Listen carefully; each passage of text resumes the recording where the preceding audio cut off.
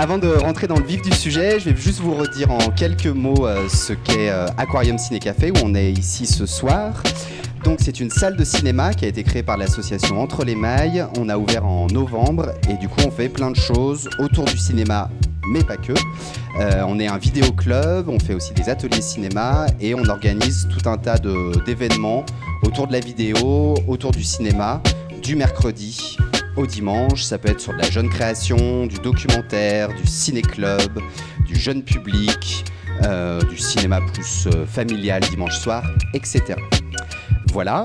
Alors, il y a un mois et demi, on avait déjà fait un événement du même genre. C'était pour le premier tour des élections présidentielles, où on avait organisé une première contre-soirée électorale, où on avait invité, déjà Thibaut, Jean Demange qui est là ce soir, Usul qui est là aussi, il y avait Linguisticae aussi et d'autres.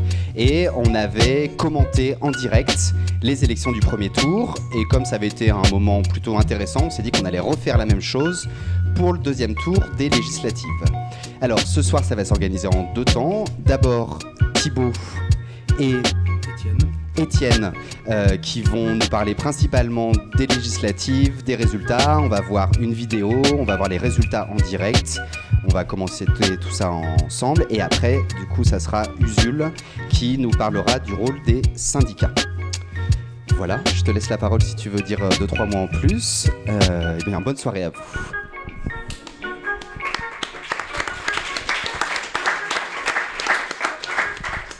Oui, bonsoir, merci d'être venu. Surtout que je sais que maintenant, ça y est, tout le monde en a plein le cul de la politique. On se mange ça depuis... ça fait des mois et des mois que ça dure, entre les primaires, les machins, les trucs.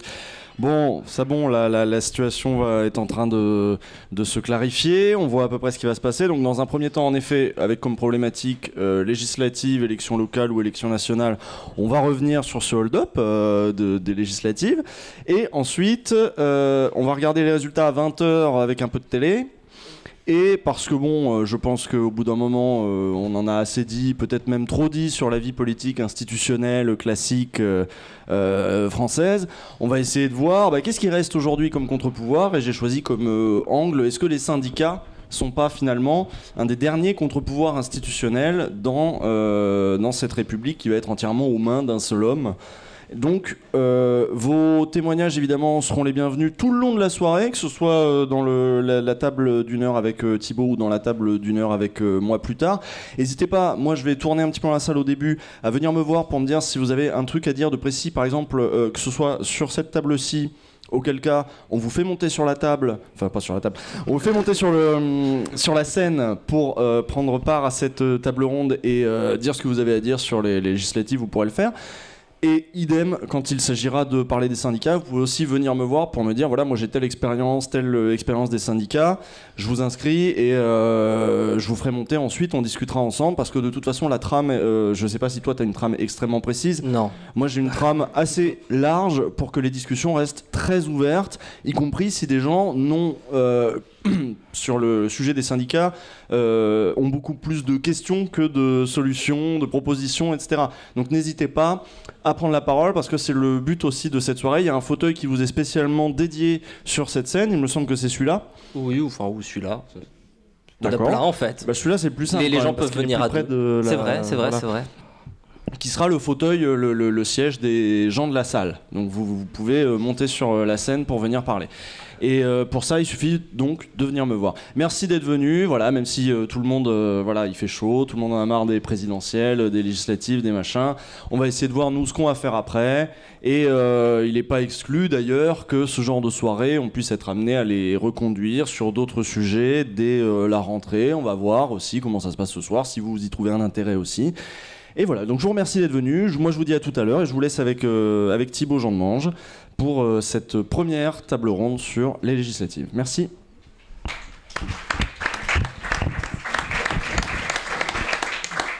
Bien, alors bonsoir du coup.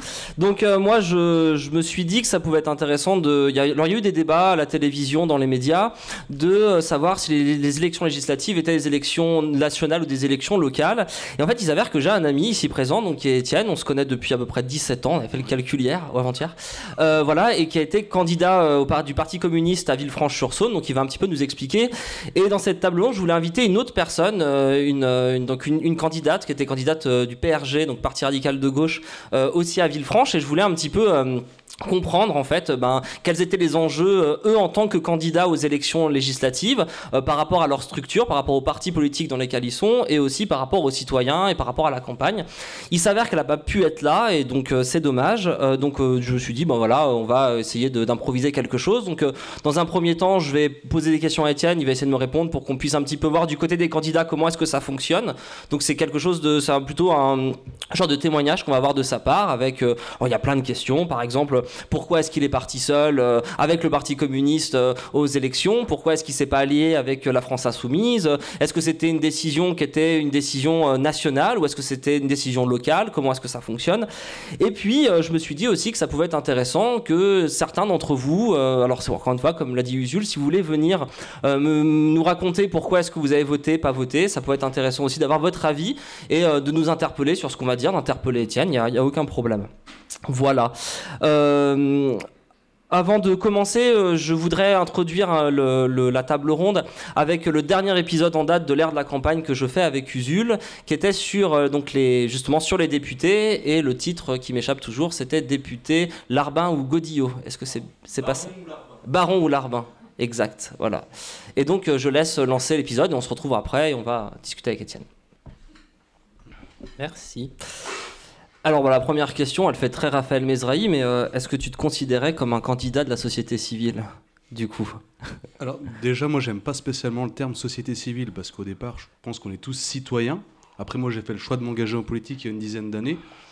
Société civile, moi il y a la personne qui est aujourd'hui au deuxième tour, En Marche, Madame Croiseau à Villefranche-sur-Saône, qui est de la société civile, mais qui est déjà élue dans son village. Donc ça veut dire que c'est une personne de la société civile qui est déjà élue. On peut se poser la question, ce que c'est que la société civile. Après, moi, je sais que je me suis engagé il y a une dizaine d'années. Je sais pourquoi je me suis engagé. C'est pour un certain nombre de valeurs. Mais je pense pas qu'on puisse l'objectif, c'était un renouvellement, mais je pense pas qu'on puisse me considérer comme un néophyte non plus en politique. J'avais déjà été candidat sur des listes municipales, là où j'habitais précédemment. Donc j'ai une petite expérience, pas grand-chose, mais... Et je ne suis pas un professionnel de la politique, en tous les cas. Donc pour toi, c'est plus une candidature militante qu'une candidature j'ai un capital économique, je suis quelqu'un qui s'investit dans la sphère économique, etc. Et donc par conséquent, tu vas t'investir en politique parce que tu as des intérêts à faire valoir. Toi, les intérêts que tu voulais faire valoir, c'était plutôt des intérêts d'idées. C'est les idées que tu défends qui t'intéressaient plus que le capital économique que tu voulais faire fructifier.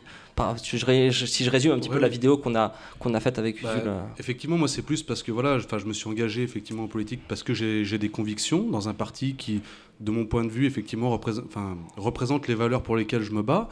Et effectivement, c'était vraiment déjà d'une part pour moi, pour pouvoir exprimer mes idées, et puis aussi parce que ça me paraît important qu'il y ait une pluralité, parce qu'aujourd'hui, à un moment donné, on se retrouvait quand même avec deux partis qui étaient quand même assez dominants, et ça me paraît important qu'il y ait des idées autres qui soient représentées, qui puissent être représentées à tous les niveaux.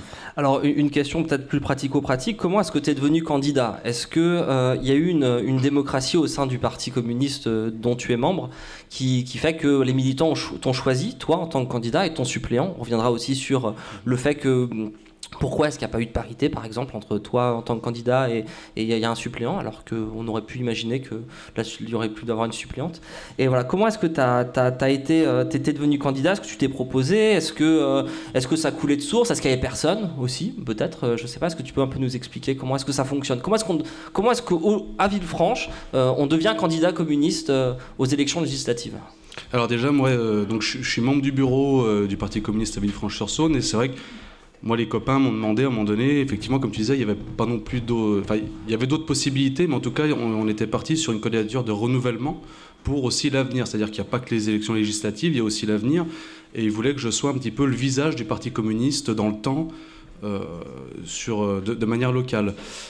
Donc ils m'ont proposé, moi j'avais aucune ambition personnelle du tout, je m'étais même pas posé la question, j'avais même presque dit à un moment donné que ça m'intéressait pas spécialement, j'étais plus dans une démarche militante qu'électoraliste. Après donc ils m'ont proposé, moi je me suis dit bon de toute façon il n'y a que moi, donc si je veux que mon parti et mes idées soient représentées, il faut y aller. Et donc ensuite il y a eu donc au niveau du comité de section, donc on va dire l'organe législatif on va dire du parti.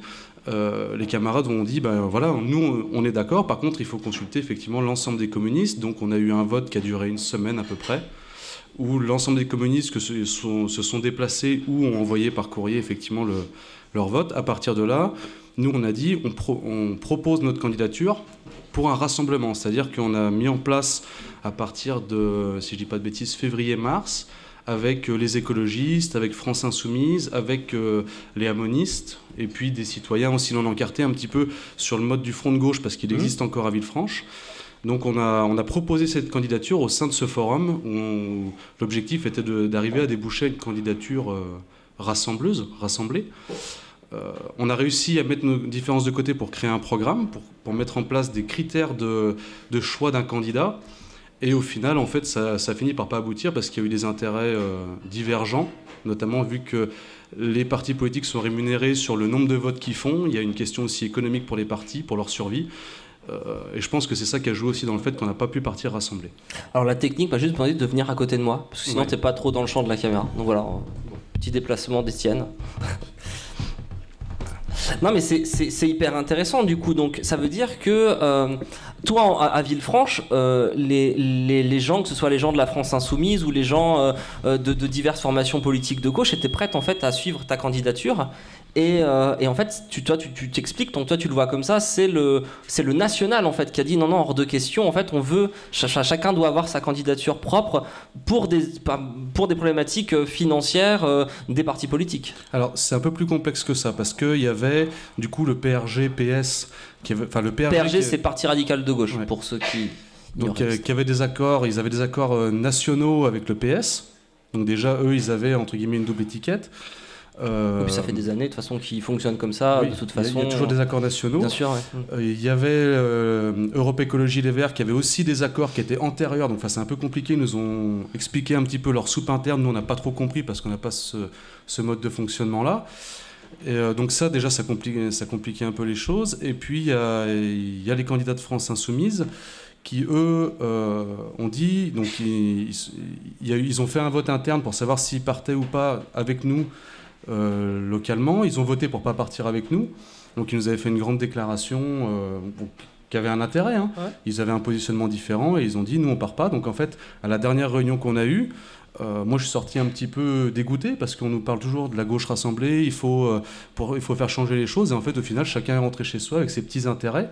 Donc nous ce qu'on a fait, comme tu disais, je rebondis, tu disais qu'à un moment donné, donc pourquoi pas la parité, parce que nous on avait deux possibilités à un moment donné de suppléance. Une fois que la porte avait été fermée par les autres, bien sûr, ouais. On avait le choix d'une candidature purement communiste, donc avec une femme, ou d'une candidature ouverte avec donc Alain Gay qui est mon suppléant, qui a été mon suppléant.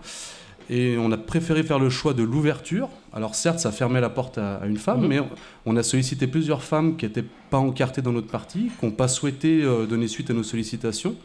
Donc du coup, on a préféré l'ouverture plutôt que la parité. D'accord. Donc vraiment, il y a, pour toi, le national pèse évidemment sur le choix des candidats et sur les décisions qui sont prises d'un point de vue local au niveau des partis politiques, si je te suis bien. Pour certaines formations politiques, le national pèse. Nous, c'est vrai qu'après, je sais qu'il y a eu des discussions au niveau départemental avec le PS, avec Europe Écologie Les Verts. À un moment donné, nous, il y a eu j'ai été contacté par le secrétaire fédéral du Parti communiste du Rhône qui me pose la question est-ce qu'on peut faire un accord avec le PRG et PS, sauf qu'en gros, il faudrait plus ou moins laisser la place. Donc nous, on a dit, à un moment donné, nous, localement, les communistes ont décidé de présenter une candidature, donc on n'est pas sur les mêmes projets politiques, donc on n'acceptera pas. Et qu'est-ce que tu penses du clash, entre guillemets, qu'il y a eu entre Mélenchon et Pierre Laurent par médias interposés? Je ne sais pas si tu as vu ce truc-là, où Mélenchon accusait Pierre Laurent de vouloir placer des candidats communistes et de faire croire entre guillemets, enfin je reprends Mélenchon, hein, c'est pas du tout ce que je pense, mais faire croire entre guillemets que les candidats communistes représenteraient les gens de la France insoumise. Or en fait il semblerait que c'est pas le cas. Donc qu'est-ce que tu penses en fait de cette guerre entre médias de gros dinosaures de la politique, je pense qu'on peut complètement le dire, par rapport à ce que toi au niveau local t'as vécu. Est-ce que du coup il y a eu des contraintes du national dans ton parti ou dans la France insoumise, ou est-ce qu'en fait vous vous êtes dit non, en fait on s'en fout, c'est entre eux, ça nous regarde pas, nous on veut faire notre truc au niveau local, ou est-ce que le national a vraiment pesé?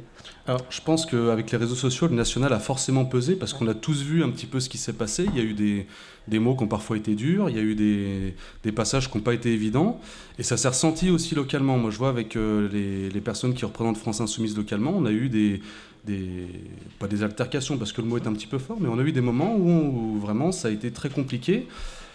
Moi, ce qui s'est passé avec France Insoumise, c'est qu'au final, ils ont suivi leur national parce que dans leur fonctionnement, eux, localement, présentaient des candidats. Ils avaient une commission de validation des candidatures, ce qui fait qu'en fait... Commission nationale, du coup. Commission nationale. Ok, d'accord. Ce qui fait que, du coup, localement, au départ, il y avait une candidature qui était pressentie, ça n'a pas été elle, ils ont voté pour d'autres personnes. Et au final, ils avaient décidé de mettre un homme en candidat et une femme en suppléante, et c'est l'inverse qui a été validé nationalement. Donc bon, après, je ne maîtrise pas leur fonctionnement interne. Sûr, oui. Mais moi, ce que je trouve un petit peu dommage à la politique aujourd'hui, c'est que ce qu'on disait, c'est que c'est effectivement une élection à enjeu national. Par contre, moi, je trouve que c'est important que localement, les gens puissent décider qui va les représenter. Et deux personnes qui sont à Paris, qui ne connaissent pas du tout le reste de la France, finalement, parce que c'est des guéguerres d'ego aussi, d'un côté comme de l'autre. Moi, je trouve que c'est un petit peu dommage parce que ça a pourri le reste de la campagne. Et tu fais une transition trop bien trouvée avec le reste de ma question, ce qui n'est pas du tout prévu, mais c'est cool du coup. Est-ce que pour toi, il y a des enjeux locaux, en tout cas dans ta circonscription, parce que tu dis que les enjeux nationaux ne sont pas forcément les mêmes que les enjeux locaux, et on en discutait tout à l'heure à midi, on a déjeuné ensemble, et tu me disais que tu as fait une conférence de presse avec le Progrès, où tu as eu un débat avec les autres candidats de ta circonscription. C'était quoi les enjeux? Parce que Mélenchon, la France Insoumise, c'est le même programme en fait qu'ils défendent, c'est-à-dire que c'est l'avenir en commun, et Mélenchon dit clairement voilà, les électeurs, les députés pour lesquels vous allez voter, on va mettre en place l'avenir en commun. Du coup, quels étaient vraiment les enjeux, et ça fait écho à la vidéo de l'ère de la campagne, c'est-à-dire est-ce qu'il y a vraiment des enjeux locaux qui sont extrêmement précis, ou est-ce que pas du tout, et qu'en fait les députés seraient juste là pour donner une vision nationale, ou donner un programme, défendre un programme point de vue national? Alors effectivement, il y a un programme national parce qu'ils sont là pour voter des lois. Ça, bien sûr. Il n'y a pas de question là-dessus. Après, ce qu'il faut se dire, c'est que quand on vote dans la démocratie représentative, c'est qu'on vote pour quelqu'un qui va nous représenter. Donc il y a quand même un intérêt aussi à connaître qui on représente, comment et quels sont les enjeux. Nous, dans le Beaujolais, par exemple, on a la viticulture qui est un enjeu extrêmement important avec toute la complexité que le sujet peut avoir. Et ça a été une des questions au niveau du débat. C'est-à-dire qu'effectivement, le député va voter des lois, mais qui vit dans sa circonscription? C'est-à-dire que qui va les représenter et quels sont les intérêts qu'il va défendre? Donc après, il y a aussi le point de vue politique du député, mais il y a aussi vraiment cet aspect de dire qui je représente et quel est l'intérêt de la région, enfin de la circonscription que je représente. Bien sûr. Et dans les thèmes de campagne, de campagne qui ont été évoqués dans le débat que tu as eu avec le Progrès sur Villefranche-sur-Saône, donc vous aviez un volet économique, un volet agriculture, comme à la présidentielle en fait. Voilà. En somme, c'est les mêmes enjeux, sauf les mêmes thématiques, et appliqués aux enjeux locaux, si j'ai bien compris. Alors, nous, il n'y avait pas vraiment de ligne directrice. C'est-à-dire qu'il y avait 3 thèmes. Il y avait un thème sur l'économie, il y avait un thème sur l'agriculture, viticulture, et un thème sur la sécurité, parce que on en parle beaucoup. Donc après, effectivement, ça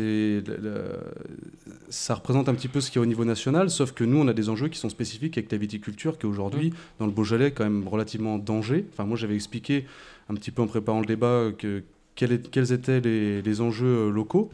Après, c'est vrai que la différence, c'est que le député, il n'a pas non plus forcément toute la connaissance de l'ensemble du territoire. Oui, bien sûr, on est d'accord. Alors, s'il y a des gens qui veulent déjà réagir à ce qu'on a dit, vous pouvez. Sinon, on va peut-être continuer sur cette table ronde. Alors, s'il y a, par exemple, Yuri qui veut venir, je ne sais pas s'il est là. Si, ouais. Tu veux venir un peu nous expliquer Alors, donc on passe un peu à la deuxième partie, puis on va continuer à discuter. Alors toi, Yuri, c'est intéressant parce que sur les enjeux nationaux et locaux des élections législatives, Oula, Yuri, il a tout cassé. Non, j'ai rien Non, cassé. t'as rien c'est cassé. Fais gaffe, t'es pas sur Radio Canu là. Parce que Yuri a une super émission sur Radio Canu. Bon. Voilà, tous émission les de lundis. cinéma d'ailleurs. Voilà, exactement. Donc toi, c'est intéressant parce que donc on se connaît très bien. Toi, tu as suivi la campagne des Insoumis de Jean-Luc Mélenchon et en fait, t'as pas voté aux législatives. Et moi, Si, j'ai voté. t'as quand voté, même. oui, mais Non, tu t'es moins intéressé. Ah, je m'y suis pas du tout intéressé. Et je veux comprendre pourquoi. Moi, ça m'intéresse. Savoir pourquoi tu t'es pas intéressé à cette campagne. Je sais pas, je sais, mais je dirais que la campagne des Insoumis, ça a été une campagne qui a quand même été très longue, qui a commencé il y a 1 an déjà. Donc pour les gens qui suivent, moi j'ai suivi vraiment depuis le début et je me suis passionné pour cette campagne et j'ai vraiment passé des mois et des mois à écumer tous les articles que je pouvais trouver sur le net, toutes les vidéos, à me faire les revues de la semaine sur YouTube, à me faire etc. Et du coup par extension à me mater mais même les lives Mediapart, me mater tout un tas de choses, tout un tas de toute l'activité politique à suivre vaguement, bon les affaires de la droite un peu de loin, mais parce que ça participait de la campagne. Y a eu la défaite aussi il y a un mois et demi, qui a mis un gros coup. Ça a été vraiment une longue année en termes d'actu politique, très très long. Il y a eu les primaires, il y a eu tout un tas de choses. Et je sais pas, arrivé aux législatives, il y a un trop-plein. C'est vraiment, ça a été long, trop long, un trop-plein, on n'arrive plus. Et effectivement, j'ai été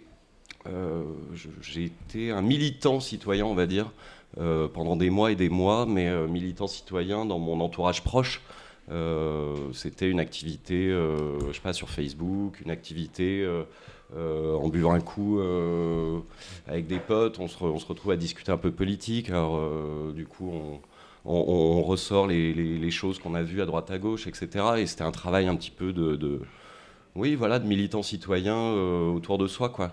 Je suis pas rentré dans je m'étais inscrit sur les groupes d'appui de la France Insoumise, mais du coup, au final, je les ai jamais rencontrés, je suis jamais allé les voir, parce que manque de temps, pas mal d'autres activités, mais voilà, j'ai milité à ma manière, et depuis les présidentielles, plus rien. Je n'ai plus regardé, j'ai plus rien regardé en fait. Je me suis complètement désintéressé et sorti de la politique.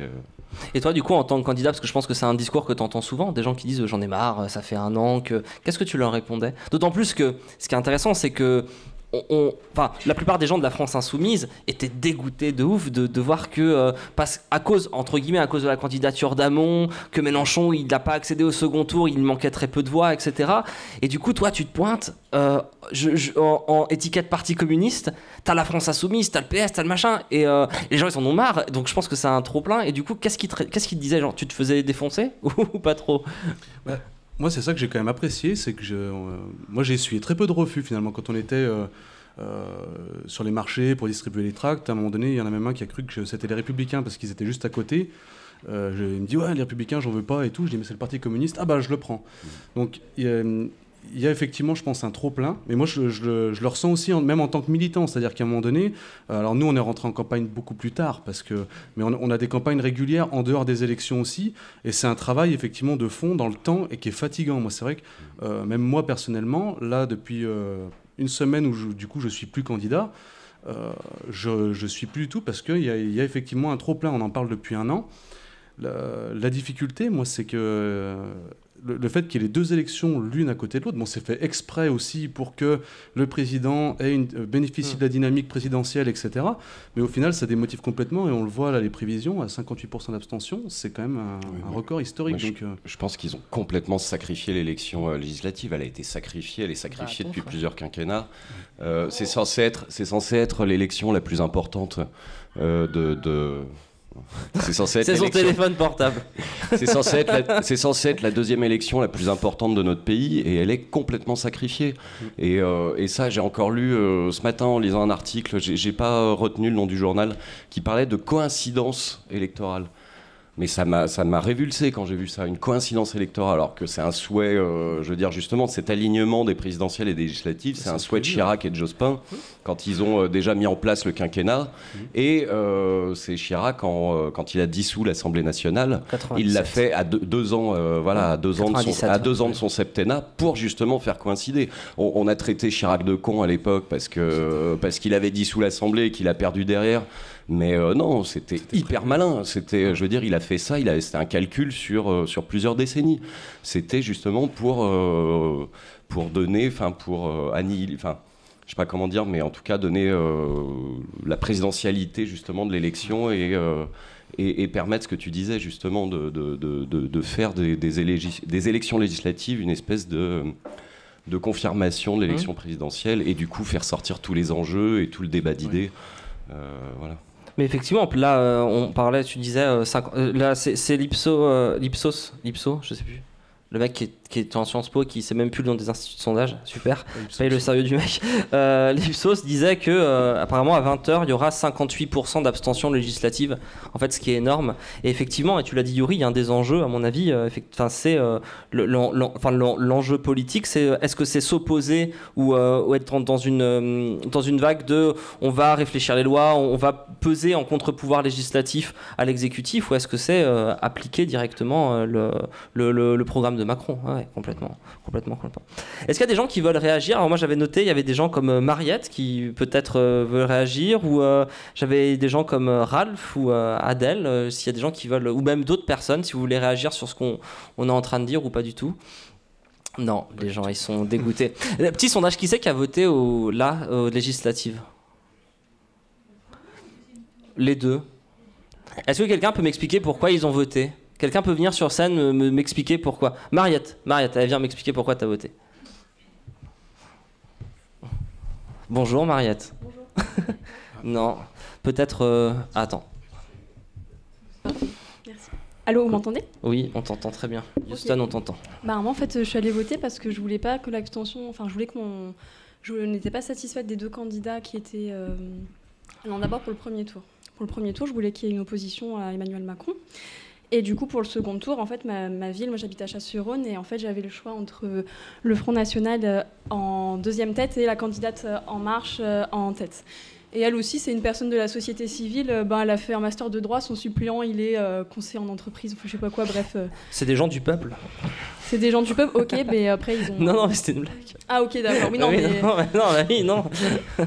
Donc du coup, je me suis dit, c'est pas la peine, je ne veux pas donner une majorité, je ne vais pas autoriser Emmanuel Macron à mettre en place son programme qui, à mon avis, va rendre défavorable aux salariés le rapport employeur-salarié, quoi. Donc c'était pas possible pour moi. Et puis Macron, il a déjà fait des lois.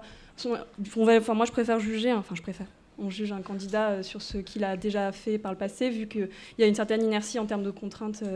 Donc en gros, lui, ce qu'il a fait, j'adhère pas à la loi Macron, il y a la loi Rebsamen, la loi El Khomri, ça va dans la continuité d'un rapport défavorable aux salariés, et ça me dérange. Enfin, ça me dérange, ça m'inquiète moi, parce que je cherche à avoir un emploi qui me convient, mais pas à me tuer à la tâche, parce que j'ai déjà eu des emplois où en fait je faisais plus d'heures que j'avais envie d'en faire. Mon beau-frère, moi j'ai plusieurs personnes dans mon entourage qui ont un volume de travail important, et donc... Et au second tour, t'as voté du coup? Au second tour, je suis allée voter blanc pour. L'objectif, c'était de dire, voilà, il y avait l'abstention, c'est vrai, parce qu'il y a beaucoup de personnes qui se sont abstenues. Ouais. Moi, je voulais que mon message soit clair et univoque, c'est-à-dire, je vais voter pour vous dire que je ne suis pas d'accord avec ce que vous faites. C'est juste vraiment une raison simple et unique. Donc pour toi, en fait, ton vote, il est significatif d'un enjeu national, donc ce que je disais, d'opposition concrète à Macron, plutôt qu'un enjeu local. L'enjeu local, tu t'en cognes, d'une certaine manière. Mais je crois que... Ou alors peut-être que tu veux faire les trains comme notre cher député de je sais pas où. Non, mais le député, il est censé représenter les populations, et le Sénat, c'est le territoire. Donc en gros, si tu veux connaître ton territoire, tu choisis ton sénateur ou ta sénatrice. Mais on peut pas. Oui, mais plus tard. Mais après, là, non, pour moi, c'était vraiment national. D'accord. Voilà. Ok. Peut-être... oui, allez-y, vas-y. Je vais juste dire un petit mot. Non, c'est plus de manière organisationnelle. Je pense que dès que vous avez un truc à dire, ou si vous voulez juste participer un petit peu plus, il y a les canapés sur le côté. Ce qui serait pas mal, c'est si vous vous dites qu'à un moment vous voudriez dire un truc, venez sur les canapés. Tout simplement, ce sera plus simple que de lever la main et de dire à mon tour. Voilà, vous venez, vous prenez place. Il y a quand même 6 places à tout péter. Parfait. Et du coup, ça te fait un panel, un oui, c'est ça. Voilà. Parce qu'il faut savoir que là, on teste des choses et en fait, on a envie que ce soit très participatif. Et voilà. Tu peux te présenter. Salut. Salut. Moi, je m'appelle Théodore. Okay. J'ai 22 ans. Je suis étudiant. Je viens de finir. Et du coup, je souhaitais un peu rebondir Bien par sûr, rapport à vas-y, ce que vas-y, je vous t'en avez prie. dit. Moi, je suis pas du tout dans la même dynamique que vous parce que j'ai pas voté du tout ni au présidentiel ni au Je législatif. suis comme toi, donc c'est très bien. Voilà. Il n'y a pas non plus de dégoût. Par contre, j'ai commencé à me renseigner, à me cultiver un peu en matière politique, mais il n'y a pas du tout de dégoût. Donc pour moi, c'est pas une élection sacrifiée, les législatives. Elles ont du sens. Et d'ailleurs, je me suis intéressé quand même aux législatives. Notamment, il y a par exemple le collectif Ma Voix qui me semble particulièrement pertinent, qui est en train d'émerger. Tu peux en dire un mot parce Ouais. que moi je connais pas du Alors, tout. Je sais pas s'il y a des gens qui connaissent dans la salle, mais J'en sais Vas-y, pas vas-y. plus. Enfin, je sais un Ouais. peu. Je sais que c'est des gens qui forment. Du coup, c'est un collectif qui forme des citoyens. Donc, comme Ok. on dit, de la société civile. Mhm. Ils les préparent donc pendant plusieurs mois, etc. Et ensuite, donc, ils peuvent les proposer pour aller à l'Assemblée.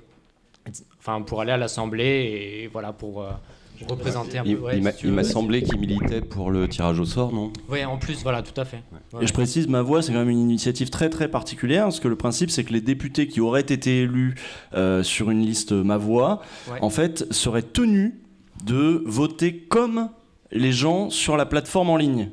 Donc, s'il y avait par exemple un 60-40 sur la plateforme en ligne et qu'il y avait une dizaine de députés Ma Voix, ils auraient été même obligés de respecter le 60-40. Donc la moitié, enfin un peu moins de la moitié, aurait été forcée à voter comme sur le... Ce qui est une autre conception du député, que moi je trouve assez chelou, mais pourquoi pas.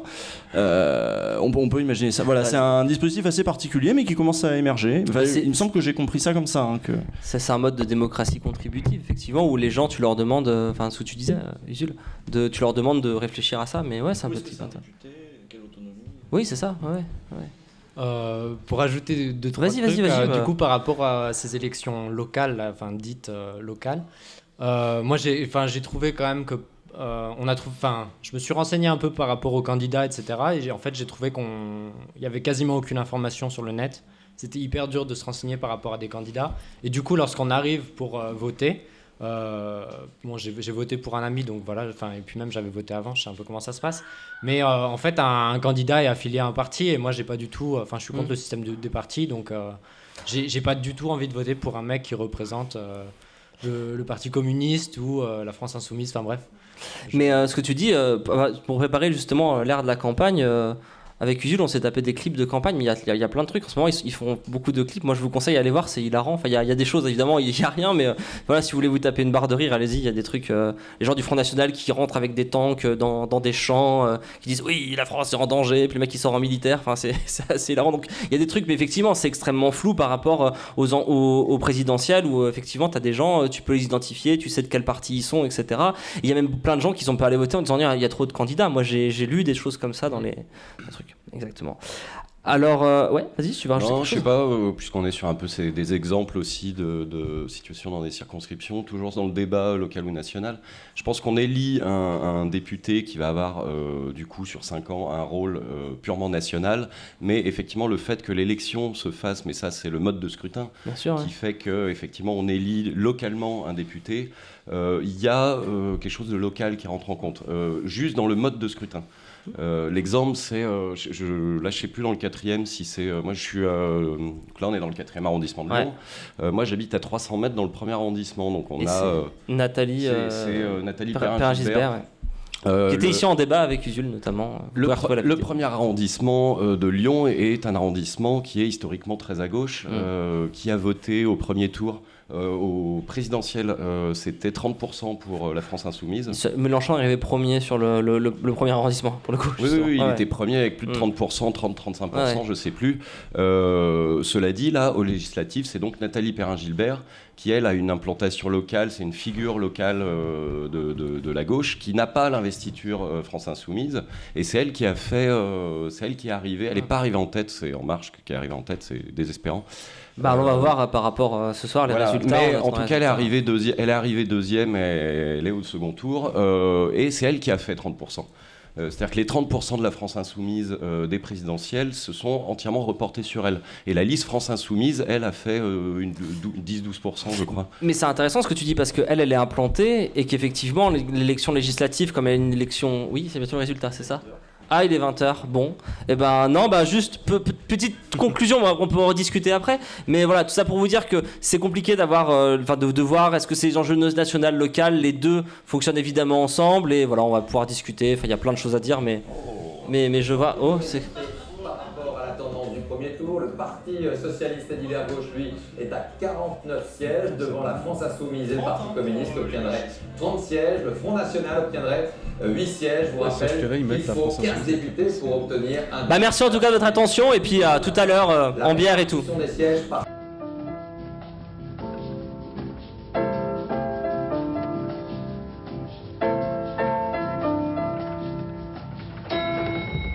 Oula, ça fait des petits guillis au ventre quand ça s'arrête. Alors, comme tout à l'heure, évidemment, si vous avez des trucs à dire, ou même des questions, ou même si vous avez l'impression que ce sont des banalités au dernier degré, ce qui peut souvent nous arriver sur des sujets qu'on ne maîtrise pas, ça nourrit, mine de rien, la discussion, et c'est souvent pas en fait tant des banalités que ça quand on rentre dans le détail de pourquoi on en est amené aujourd'hui à penser ça, notamment sur le syndicalisme, l'histoire du syndicat. C'est quand même quelque chose qui est assez peu médiatisé, assez mal médiatisé, le syndicalisme. Et du coup, finalement, en tête, on a beaucoup de bouillie, on a beaucoup d'idées préconçues, d'images, soit d'images d'Épinal, quand on est de gauche aussi, dans une espèce d'histoire syndicale un petit peu fantasmée. Ou alors... quand on est moins sensibilisé à cette histoire-là, on peut avoir en tête des images horribles. Les syndicats, c'est la violence, ils s'opposent tout le temps, ils ne proposent rien. Mais même si c'est pour dire des choses comme ça, il est peut-être intéressant de voir pourquoi on pense ça. Et donc n'hésitez pas, encore une fois, à venir sur les canapés. Vous pouvez le faire dès maintenant.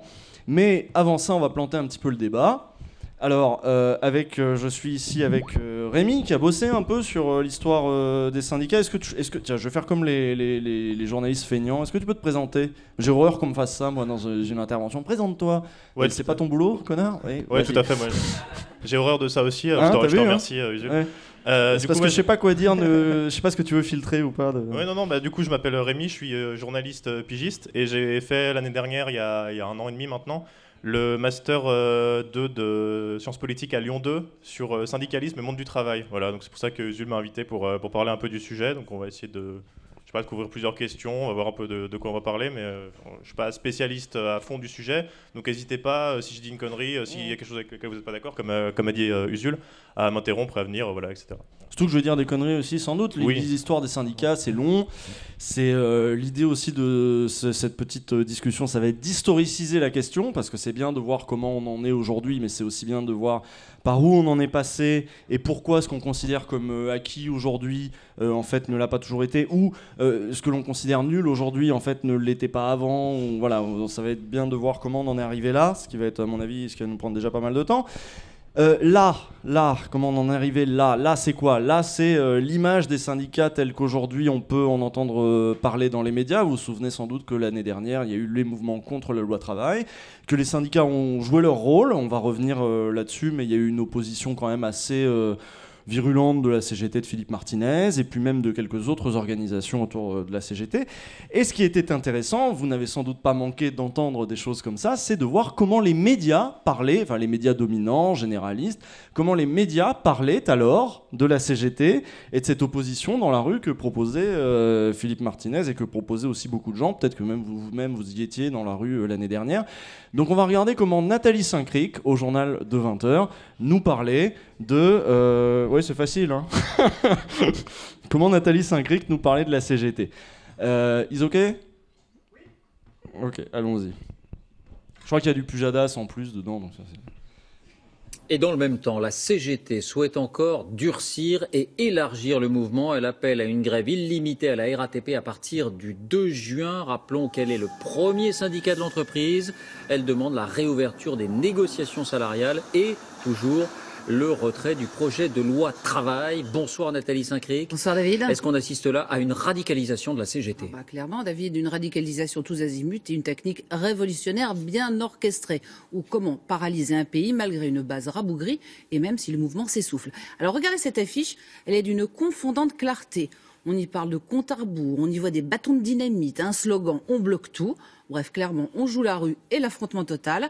Alors la CGT de Philippe Martinez veut tout faire sauter, quand celle de Bernard Thibault, elle laissait toujours une petite porte entrouverte, et quand clairement la CFDT a choisi depuis des années la voie de la réforme négociée. Pourquoi cette stratégie ? Est-ce que ça n'est pas un pari risqué ? Alors, cette stratégie, elle est justifiée par un score en chute libre à la CGT.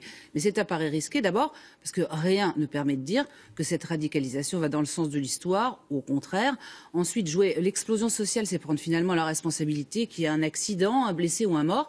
Et puis, c'est aussi risqué de se mettre à dos durablement l'opinion publique. Enfin, exiger purement et simplement le retrait de la loi travail, c'est jouer un va-tout qui n'a pratiquement aucune chance d'aboutir. Merci Nathalie. Voilà, c'était l'opinion de Nathalie Saint-Cric à l'époque. En sachant que là, elle parle d'un mouvement qui s'essouffle à un moment où le mouvement ne s'essouffle pas encore.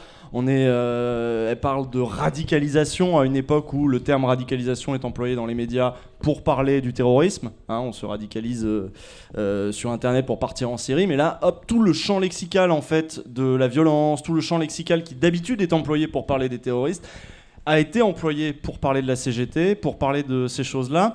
Elle dit que les revendications révolutionnaires, presque, elle dit ils veulent tout faire péter, ils veulent faire la révolution, c'est quasi anachronique, c'est quasi absurde. Rémi, toi qui connais du coup un petit peu l'histoire de la CGT entre autres, mais aussi du syndicalisme, est-ce que c'est à contre-courant de l'histoire? Est-ce que c'est absurde qu'un syndicat ait des velléités révolutionnaires déjà? Alors non, pas du tout. Enfin, surtout en France, où la tradition syndicale, c'est plutôt l'anarcho-syndicalisme, c'est plutôt la lutte, la grève générale, la rue, majoritairement. Donc non, justement, c'est pas du tout à contresens de l'histoire, surtout que déjà, comment elle connaît le sens de l'histoire, bon, ça c'est une autre question, voilà. Mais non, la tradition syndicale française, justement, c'est plutôt les franges radicales des syndicats qui sont devenus majoritaires dans la première moitié du XXe siècle, deuxième moitié du XIXe siècle, et qui ont réussi à imposer leur point de vue, justement. Donc non, c'est l'inverse, en fait. Exactement. Et d'ailleurs, il y a beaucoup de particularités du syndicalisme français. Je pense qu'on va revenir aussi là-dessus parce que c'est très lié aussi à notre histoire politique, c'est très lié à l'histoire de nos partis. Et donc il y a cette culture révolutionnaire. Comme particularité des syndicats français, il y a aussi... c'est une culture libertaire, mine de rien, qui a continué à se diffuser au fil des années, qui n'est pas non plus évidente dans une organisation de masse, de diffuser une culture libertaire, de faire lire aux adhérents Louise Michel, des trucs comme ça, toujours revenir sur la commune, quand parfois... et parfois c'est même au sein des syndicats qu'a continué à perdurer une culture révolutionnaire qui s'effaçait dans des partis. Oui, une culture de la lutte aussi. Par exemple, la CGT a toujours eu comme tradition de faire venir ses nouveaux adhérents par les luttes. En faisant une lutte, on fait venir des nouveaux adhérents. C'est pour ça que la CGT a que très récemment, et encore très rarement et très difficilement aujourd'hui, des campagnes de syndicalisation, comme peut avoir la CFDT par exemple. Donc on est vraiment dans cette tradition de lutte, de grève générale, de prise de la rue, qui sont les bases de ce que doit être le syndicalisme. C'est encore quelque chose qui est ancré, même si aujourd'hui ça évolue un petit peu, mais c'est encore quelque chose qui est ancré. En tout cas, dans les syndicats les plus revendicatifs, comme peut être la CGT. On a entendu Nathalie Saint-Cric évoquer justement le CFDT dont tu parles. Elle a évoqué sa culture du dialogue social. Vous savez qu'aujourd'hui, on parle de partenaires sociaux, qu'il est question de consulter des partenaires sociaux. Or, il y a de bons et de mauvais... C'est comme les chasseurs, il y a de bons et mauvais partenaires sociaux. Les bons, c'est ceux qui signent, qui dialoguent certes, mais qui signent. Et les mauvais, c'est ceux qui... Ceux-là, ils ne signent pas, justement. Ils seraient opposés à tout le temps. Il n'y a pas longtemps, il y a eu la mort de François Chérec. Je ne sais pas si vous vous souvenez de François Chérec, qui était un dirigeant historique de la CFDT, et qui a eu le droit à son lot, un peu comme Nathalie Saint-Cric a pu le faire ici en parlant de cette culture du dialogue, a eu le droit à son lot d'éloges médiatiques, parce que finalement, la CFDT, c'est le syndicat réformiste par excellence, le syndicat qui a cette... en gros, c'est un syndicat qui se contente de défendre au coup par coup les droits des travailleurs et qui n'a pas de velléité révolutionnaire de transformation de la société radicale. Oui, mais en même temps, pour revenir en général là-dessus, sur l'idée reçue selon laquelle il y a des syndicats qui négocient et des syndicats qui ne négocient pas, c'est faux. Il y a plus de 35 000 négociations collectives qui sont signées chaque année en France. Donc tous syndicats confondus, on parle de CGT, CFDT, CFTC, même la CGC. Donc tous les syndicats négocient tout le temps. De toute façon, la loi impose des négociations obligatoires. Donc déjà, on peut balayer l'idée selon laquelle il y a des syndicats qui négocient jamais et des syndicats qui négocient toujours. C'est plutôt faux en fait. Par contre, la CFDT, si elle est tant aimée dans certains médias, si elle est autant défendue, c'est tout simplement parce qu'ils ont tendance à ne pas discuter, à ne pas débattre et à aller directement dans le sens des demandes patronales en fait. Enfin, c'est toujours du cas par cas avec les syndicats, mais au niveau national, en tout cas, c'est un peu l'image qui ressort de la CFDT. C'est un peu pour ça qu'il y a cette image de syndicats qui parlent, en fait. On peut revenir même à l'épisode en 95, Nicole Notat. Pour les plus jeunes d'entre vous, 95, c'est un mouvement de grève sans précédent contre Juppé, contre le plan Juppé. Nicole Notat, qui était la dirigeante à l'époque de la CFDT, avait tout signé les yeux fermés, alors même que le pays était en branle contre... Oui, et même plus tard, les réformes des retraites de Fillon en 2004, oui. Si je me souviens bien, la CFDT avait accepté, ce qui avait déjà créé une grosse hémorragie de Oui, mais la grosse de différence, militants, Nicole Notat s'était mangé une fronde de la base. Elle s'était fait huer en public, etc. Mais par des adhérents CFDT. En 2004, c'était pas à ce point, mais les adhérents étaient tout simplement partis en fait. Il y avait pas ce que je. Une autre technique. Voilà, mais il y a toujours eu à la CFDT une partie des militants qui restaient quand même attachés à la CFDT traditionnelle. Je sais pas si on reviendra après sur ce que c'est la CFDT en fait. On pourrait. Bah, à la base, la CFDT, c'est le syndicat catholique en fait, qui s'appelait la CFTC, qui se référait à la doctrine sociale de l'Église. Donc c'était un peu l'autre penchant, il y avait le syndicat communiste et le syndicat catholique au début du XXe siècle. Et dans les années 60, il y a une minorité de gauche qui est devenue une majorité à la CFTC et qui a décidé en 64 de déconfessionnaliser le syndicat et d'en faire un syndicat laïque, un syndicat de gauche avec des idées qui seront celles mises en avant en mai 68, l'autogestion, ce genre d'idées-là, ce type de gauche. Et la conversion réformiste va se faire en fait dès la fin des années 70 et le début des années 80 pour devenir le syndicat qu'on connaît. Donc c'est pas un syndicat qui sort de nulle part non plus, c'est pas un syndicat qui a toujours été réformiste, qui a toujours été du côté du patronat, c'est aussi un syndicat qui a une histoire très particulière, qui est passé du catholicisme à l'autogestion et maintenant au réformisme. Voilà, donc on ne sait pas ce que ça va devenir dans 20 ans. Il y a des ponts assez chelous au sortir de mai 68 entre l'autogestion et ce qui deviendra ensuite même la cogestion. On peut parler de... C'est vrai que nous en France on a une culture de syndicats d'opposition, mais les syndicats dans un certain nombre d'organismes paritaires font ce que l'on appelle de la cogestion. Ils le font encore plus largement en Allemagne d'ailleurs. Est-ce que tu peux parler peut-être de la différence entre les syndicats français, les syndicats allemands ou anglais, qui n'ont pas du tout la même histoire, notamment dans leur rapport au parti politique? Alors sur le rapport au parti politique, ce qui est fondateur en France, c'est la charte d'Amiens en fait. En 1906, tous les syndicats s'en réclament encore, de la CFDT à la CGT, passant par la CFTC, qui mettaient en place les principes majeurs du syndicalisme français. Et il y avait notamment la lutte des classes, bon ça, la plupart ne s'en revendiquent plus trop, mais surtout l'indépendance vis-à-vis des partis. Et même pendant les périodes où la CGT était très proche du Parti communiste, c'était quand même encore une revendication. C'est pas du tout le cas dans d'autres pays, notamment au Royaume-Uni, où les syndicats de gauche sont très proches du Labour, par exemple, ou même en Allemagne, où le syndicat est très proche du Parti social-démocrate, du SPD. Voilà. En France, on a plus cette tradition qu'on définit comme anarcho-syndicaliste, où les syndicats sont indépendants des partis, ils se considèrent comme faisant quelque chose d'autre que de la politique politicienne au sens premier où on l'entend. Voilà, donc c'est cette tradition très particulière. Oui, et d'ailleurs, cette culture de la cogestion qui est très importante en Allemagne est beaucoup moins importante chez nous, parce qu'on a aussi une histoire du capitalisme français qui a toujours vu dans le syndicat non pas un partenaire pour gérer les entreprises, parce que la cogestion ne s'applique pas en Allemagne seulement aux institutions paritaires, mais également même au sein même des entreprises, où il y a beaucoup d'organismes dans les entreprises qui sont des organismes paritaires, dans lesquels il y a de la cogestion. C'est-à-dire que concrètement, on est un investisseur, on est un capitaliste en Allemagne, on doit gérer une entreprise, on sait qu'on va devoir le faire avec les syndicats. Oui, il y a des éléments du modèle allemand qui est mis en avant par beaucoup de libéraux. Je pense que s'ils savaient le pouvoir qu'ont certains syndicats en Allemagne, ils seraient plus trop à même de se prévaloir du modèle allemand. Notamment un droit de veto dans les conseils d'administration, par exemple. Pour un syndicat, c'est quelque chose qui est impensable en France. Même la CGT n'ose pas proposer un droit de veto dans les conseils d'administration. En Allemagne, c'est le cas. Les syndicats sont vraiment intégrés à la vie de l'entreprise, en fait. En France, pas du tout. On avait attendu mai 68 pour que les syndicats soient acceptés, même au sein de l'entreprise, avec les sections syndicales. Avant, c'était à l'extérieur. Donc voilà, c'est des choses qui sont assez ancrées en fait en France. Donc, voilà, c'est-à-dire qu'on reproche en France une culture particulière des syndicats qui serait cette culture justement du conflit.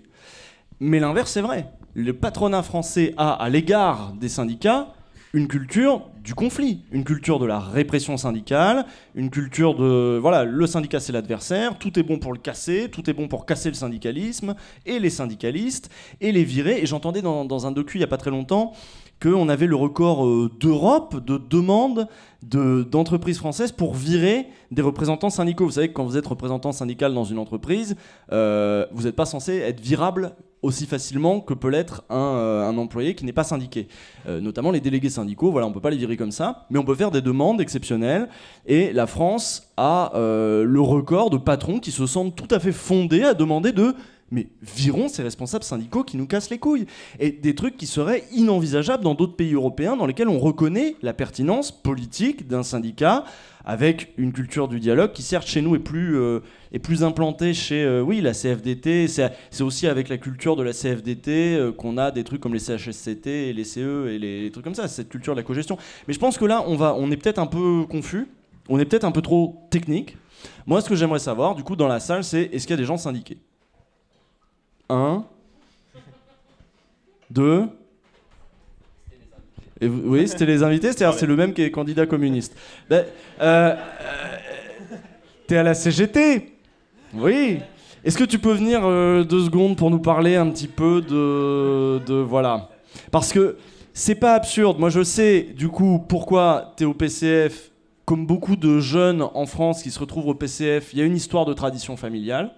Je pense qu'il en est de même pour le syndicalisme. Or, comment pourrait-il en être autrement dans un pays comme celui-ci, dans lequel il est très peu question des syndicats au quotidien, dans les médias, parce que les syndicats, on en entend parler quand même des luttes. Or, les syndicats sont là toute l'année. Les syndicats ont un rôle politique toute l'année.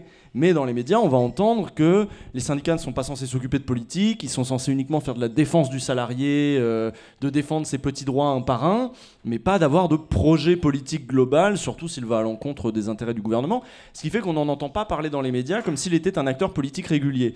Donc toi, cette culture syndicale, elle vient aussi de ta famille aussi, c'est pareil, c'était logique, PCF, ça a été le cas pendant longtemps dans beaucoup de familles, hein, PCF, CGT quoi. C'était le truc, t'as ta carte au PCF, tu prends ta carte à la CGT quand tu rentres dans une boîte, c'est logique. Moi c'est logique parce qu'effectivement... Bien dans le micro, bien en face, bien près. Donc, pour moi c'est quelque chose qui était logique effectivement comme tu dis, parce que c'est aussi des projets politiques qui se ressemblent. C'est-à-dire que la seule différence c'est que le communisme, le parti communiste, c'est le parti qui est l'organe révolutionnaire, alors que le syndicat, c'est au syndicat d'organiser la société. C'est ça la différence entre le communisme, enfin pour moi, entre le communisme et le syndicalisme révolutionnaire. Donc c'était pour moi une évidence, vu que les projets de société, en tout cas, se retrouvent sur beaucoup de points. Alors, le premier syndicat de France, la première confédération syndicale de France, c'est la CGT. Historiquement, et encore maintenant ? Et encore maintenant dans les grandes entreprises. Vous avez peut-être entendu passer cette nouvelle. Il y a eu des élections il y a quelques semaines, quelques mois. Tu peux peut-être nous raconter ? Oui, il y a eu des élections professionnelles. Je ne sais pas si vous avez suivi un petit peu il y a quelques temps. Donc les élections professionnelles, depuis la loi de 2008, ça prend en compte la représentativité des syndicats. En grande partie. Donc les syndicats qui ont le plus de voix sont considérés comme les plus représentatifs. Et au-dessus d'un certain seuil, ils peuvent négocier dans l'entreprise, ils peuvent négocier avec l'État. Et dernières élections dans le secteur privé, la CFDT est arrivée en tête. Et tout de suite, les médias ont dit la CFDT a gagné, la CFDT c'est le premier syndicat. Oui, c'est très content. Ça n'est plus la CGT. Oui, ils étaient contents de voir que c'était plus les gauchistes de la CGT qui étaient en tête. Déjà deux choses. Bon, déjà la baisse de la CGT et l'augmentation de la CFDT aux élections professionnelles, c'est pas récent. Ça fait 20 ans que ça dure en fait, que les deux courbes vont bientôt se croiser, on le sait. Et ensuite, c'est secteur privé, donc pas le secteur public. Et pas les très petites entreprises. Dans ces élections-là, la CGT est encore largement en tête. Donc ça contrebalance un peu ce que vous avez pu voir et lire un peu dans les médias. Est-ce que tu as une idée du taux de syndicalisation des jeunes ? Est-ce que tu sais si ça monte, c'est désespérément bas Non, alors je peux te donner des chiffres globaux. Et en même temps, la CGT souhaite encore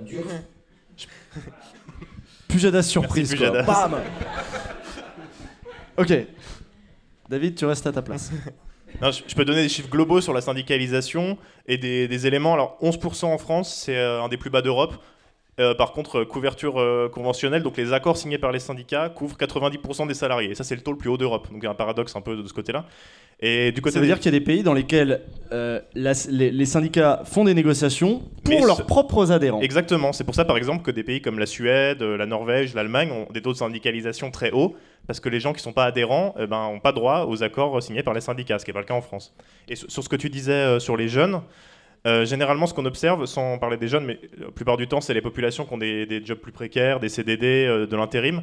Le taux de syndicalisation, s'il est à 11, 12, 13, 14, 15% chez les CDI, il tombe à 2-3% chez les CDD et les précaires. Donc je pense que du côté des jeunes, ça doit être plus bas. Voilà. Oui, non, fatalement, ça a aussi beaucoup à voir avec les mutations du monde du travail, le fait qu'il est logique, quand on arrive dans une entreprise où il y a beaucoup de monde, dans laquelle on a un CDI et qu'on sait qu'on y sera pour 30 ans, de commencer à voir comment on se défend dans cette entreprise, alors que là, aujourd'hui, on nous a mis dans une telle, comment on dit, souplesse, flexibilité, évidemment. On est tellement flexible qu'on se dit à quoi bon commencer à contacter un syndicat. Surtout, c'est quoi le syndicat quand tu bosses pour Uber? C'est quoi le syndicat quand... Bon, ça n'explique pas tout, parce qu'aujourd'hui, on parle beaucoup d'ubérisation. L'ubérisation, c'est quoi? C'est 1% des salariés qui travaillent pour des plateformes, Internet, etc. Oui, le CDI reste le contrat majoritaire et de très très loin en France. Donc, il ne faut pas non plus exagérer cette mise en avant des contrats précaires, par contre. Bien sûr. Mais ceci dit, pour ce qui est des jeunes arrivés sur le marché du travail, entre les stages, les contrats précaires, les CDD, etc., évidemment, ils ne sont pas poussés à se lancer dans des syndicats, d'autant plus que nous avons en tête des images des syndicats. Alors, quels sont les clichés les plus récurrents? Vous avez une idée de qu'est-ce qu'on entend de plus mauvais sur les syndicats? Il y a quand même beaucoup de choses. On a parlé du coup de leur côté révolutionnaire jusqu'au boutiste. De comment? Donc c'est vieux, c'est passéiste? C'est ça, c'était bon avant, mais maintenant, est-ce qu'il y a vraiment besoin de syndicats pour lutter contre des patrons, alors que plus on lutte contre des patrons, plus on leur met des bâtons dans les roues, et donc moins ils pourront créer d'emplois. Hein, c'est un peu ça l'idée. On entend pas mal d'autres trucs. Est-ce qu'il y en a qui veulent, qui ont déjà été approchés, qui ont peut-être même eu des contacts, ou même avec des syndicats étudiants? Ici, est-ce que tu veux descendre? Oui, éventuellement, ça peut être sympa parce que bon, là on n'est pas face à un patron, on est face à un... Mais est-ce qu'on peut définir ce que c'est qu'un syndicat? Parce que pendant longtemps, il y a quand même une confusion ou du moins une perméabilité entre le syndicat, le parti, etc. Qu'est-ce qui fait le propre d'un syndicat? À quel moment ça devient vraiment très clair qu'un syndicat c'est là pour ci et pour ça, et puis voilà, c'est quoi exactement le rôle concret d'un syndicat? Oui, je vais donner une réponse à la con, tout simplement, c'est les statuts en fait. Si c'est défini comme un syndicat, enregistré comme un syndicat, ce sera considéré et ça aura les pouvoirs d'un syndicat, de négocier dans l'entreprise, par exemple. Tu es une association ou un parti politique, tu peux pas négocier les conditions de travail des salariés dans une boîte, voilà, tout bêtement. La France a cette particularité aussi très très très très spéciale qu'elle reconnaît 5 interlocuteurs légitimes. Alors, à une échelle nationale. Oui, alors jusqu'en 2008, il y avait 5 syndicats. Ah, c'est passé, ça a sauté ça? Ouais, mais encore aujourd'hui, il y a des syndicats représentatifs. Mais jusqu'en 2008, il y avait 5 syndicats qui étaient représentatifs quoi qu'il arrive. CGT, CFDT, CFTC, CGC et Force ouvrière. On disait, ils sont représentatifs, c'est tout, il n'y a pas à faire autrement. Donc que vous fassiez 1% ou 99%, vous êtes représentatif. Aujourd'hui, il y a toujours ça. C'est les mêmes qui sont représentatifs aujourd'hui, mais c'est corrélé aux résultats aux élections professionnelles. Voilà, c'est la seule différence. D'accord, donc il n'y a plus cette shortlist fermée Non, parce que dans les conditions pour être représentatif, il y avait ne pas avoir collaboré avec les nazis, en fait. Donc c'est pour ça que ça a été changé en 2008. C'est cool. Sud Solidaire n'ont pas collaboré avec les nazis, voilà. Par exemple. C'est bien. C'est très bien. Donc tu disais, quand tu es alors proche du micro si possible, tu as eu affaire à des syndicats étudiants? Oui, régulièrement, tous les ans, pardon. Quand j'étais à Grenoble, ils venaient frapper à ma porte. Pour les élections? Bonjour, c'est l'UNEF. On voudrait ta voix. Voilà. Est-ce que tu serais intéressé pour venir à telle conférence? Non, merci, au revoir. Mais ils n'étaient pas là le reste du temps, parce que quand même les syndicats étudiants, si, moins l'UNEF que les autres. Évidemment, au campus de Lyon, il y a surtout devant la grande esplanade des amphis à la Doua, il y a deux petits endroits, donc ils appellent ça l'Agora, et dedans il y a deux espèces de syndicats étudiants dont j'ai jamais vraiment compris la fonction à part qu'on joue aux cartes là-bas. Ah oui. Il y a des petits problèmes de communication du coup. Non, mais il y a des vrais problèmes de communication en tant qu'étudiante. Moi, j'ai eu beau essayer de m'intéresser à comment Tu peux parler plus proche encore du... Voilà. Comment Parfait. ils allaient agir pour moi en tant que petite L1 de biologie. J'allais pouvoir me défendre au cas où j'ai un problème avec telle ou telle notation, j'en sais rien, ou administrative, ou que sais-je, et j'ai jamais réussi à comprendre leur poids réel par rapport à tout ça. Je sais qu'ils sont dans tel conseil dont je comprends à peine le nom. Il y a des grandes élections où il y a une dizaine de papiers dans lesquels il faut choisir. Il y a des listes qui sont mais longues, je vous raconte même pas. Il y a 20 noms dessus dont j'en connais pas un seul. Alors, ils ont une nouvelle stratégie. Il y a certains syndicats, je ne sais pas si vous avez vu, certains syndicats étudiants qui ont une nouvelle stratégie qui arrive avec des noms de listes, avec des références geeks de la mort. Genre, tu votes pour l'Alliance ou tu votes pour les rebelles. J'ai pas vu ça. Parce que ils se disent, vas-y, comme ça, on va peut-être percuter un petit peu pour le. Parce que c'est vrai qu'il y a syndicats étudiants et syndicats étudiants, et c'est vrai qu'on pourrait se dire, les syndicats, on aimerait les trouver toute l'année, pas seulement là au moment des élections. Et du coup, oui, effectivement, moi j'ai essayé de discuter une fois avec une nana de l'UNEF qui vient frapper à ma porte à 20h30. Et en fait, je lui demande, alors, quel est votre programme ? Oui, alors moi je suis surtout venue te parler de l'autre syndicat qui, eux, ils veulent faire ça, ça, ça. Nous, on n'est pas d'accord parce que c'est pas juste pour vous, machin. Oui, mais vous proposez quoi ? Non, mais nous, on n'est pas d'accord. Et du coup, comment vous voulez que je vote pour vous ? Enfin, si vous me dites pas ce que vous comptez faire. Donc, le dialogue a été difficile. Le dialogue a été très difficile pour mon cas. Alors, je sais pas, peut-être pour les autres, ça doit être différent, j'imagine, mais... en tant qu'étudiante, sur mes 4 ans de fac, j'ai pas vraiment pu approcher ça, alors que j'ai voulu m'y intéresser. Alors j'ai demandé s'il y en avait qui étaient syndiqués dans leur boulot. Est-ce qu'il y en a qui ont croisé des syndicalistes dans leur boulot ? Ouais. Et alors pareil, vous avez eu un rapport, venez nous expliquer aussi quand vous avez croisé des syndicalistes à votre boulot. Est-ce que vous avez eu une mauvaise impression ? Comment ça se passe ? Parce que moi, c'est ça qui m'intéresse, c'est qu'on va remettre un petit peu à plat aussi non seulement la perception qu'on en a, mais aussi peut-être ce qu'on va pouvoir en faire après. Oui, ça reste quelque chose d'important, cette mauvaise impression des syndicats, c'est quelque chose qu'on voit beaucoup, en fait, surtout dans les boîtes où il n'y en a pas, dans lesquelles j'ai pu aller. Les gens sont très méfiants en général de ce que peut faire un syndicat, de ce que c'est un syndicat. Et quand il y en a, ça arrive régulièrement qu'ils soient méfiants des syndicalistes qui sont déjà dans leur boîte parce qu'il n'y a pas de dialogue, en fait. Voilà, ça revient un peu à ce qu'on disait sur les syndicats étudiants. Après, chaque boîte est différente, évidemment, je ne vais pas généraliser. Et ça tient à l'information, ça tient à la pop culture aussi. Je ne sais pas si vous avez vu Caméra Café, où dedans il y a, tu vois, il y a, merde, comment il s'appelle ? Yvan Bollock. C'est Bruno Solo qui voilà, qui fait un petit mec qui est syndicaliste, mais c'est complètement égoïste. Il est là, il veut juste gratter sa place pour lui. Comment la pop culture aussi à un moment fait passer des images qui impriment mine de rien sur la rétine des gens. Et Hervé Dumont, je crois. Donc tu as croisé des syndicalistes dans ta boîte. Tu fais quoi ? Je suis informaticien. Ouais. Je bossais dans une usine qui existe depuis 200 ans et qui avait une grosse culture syndicaliste. Et j'avais été surpris parce qu'en fait, donc, je avais l'image d'Épinal des syndicats qui sont contre tout et qui font la grève pour un rien. Et en fait, j'avais été très surpris parce que on va dire le chef des représentants syndicalistes, tous les jours, allait discuter avec le directeur de l'usine. Ouais. Et il parlait énormément des problèmes de production, de qualité, de ce qui se passait mal, mais pas juste au niveau du bien-être des salariés, même si ça en faisait partie, mais aussi au niveau du bon fonctionnement de l'usine. Et en fait, j'avais été vraiment agréablement surpris par le fonctionnement des syndicats dans cette entreprise. Alors, je ne sais pas si ça venait du syndicat ou si ça venait de... Tu n'es pas syndiqué pour autant ? Non. Pourquoi ? C'est une bonne question. En fait, moi, je travaillais plutôt au service R&D qui était très peu syndiqué. Les syndicats étaient plus au service production. Est-ce que tu as eu peur d'être mal vu aussi, peut-être ? Parce que c'est quand même une constante, c'est pas un fantasme de se dire que... les progressions de carrière des délégués syndicaux sont plus faibles de toute façon au niveau national, donc c'est un risque réel, c'est pas seulement une impression, quoi. Donc... non, j'avais pas... Non, c'était pas pour ça, c'est juste que j'en voyais pas le besoin.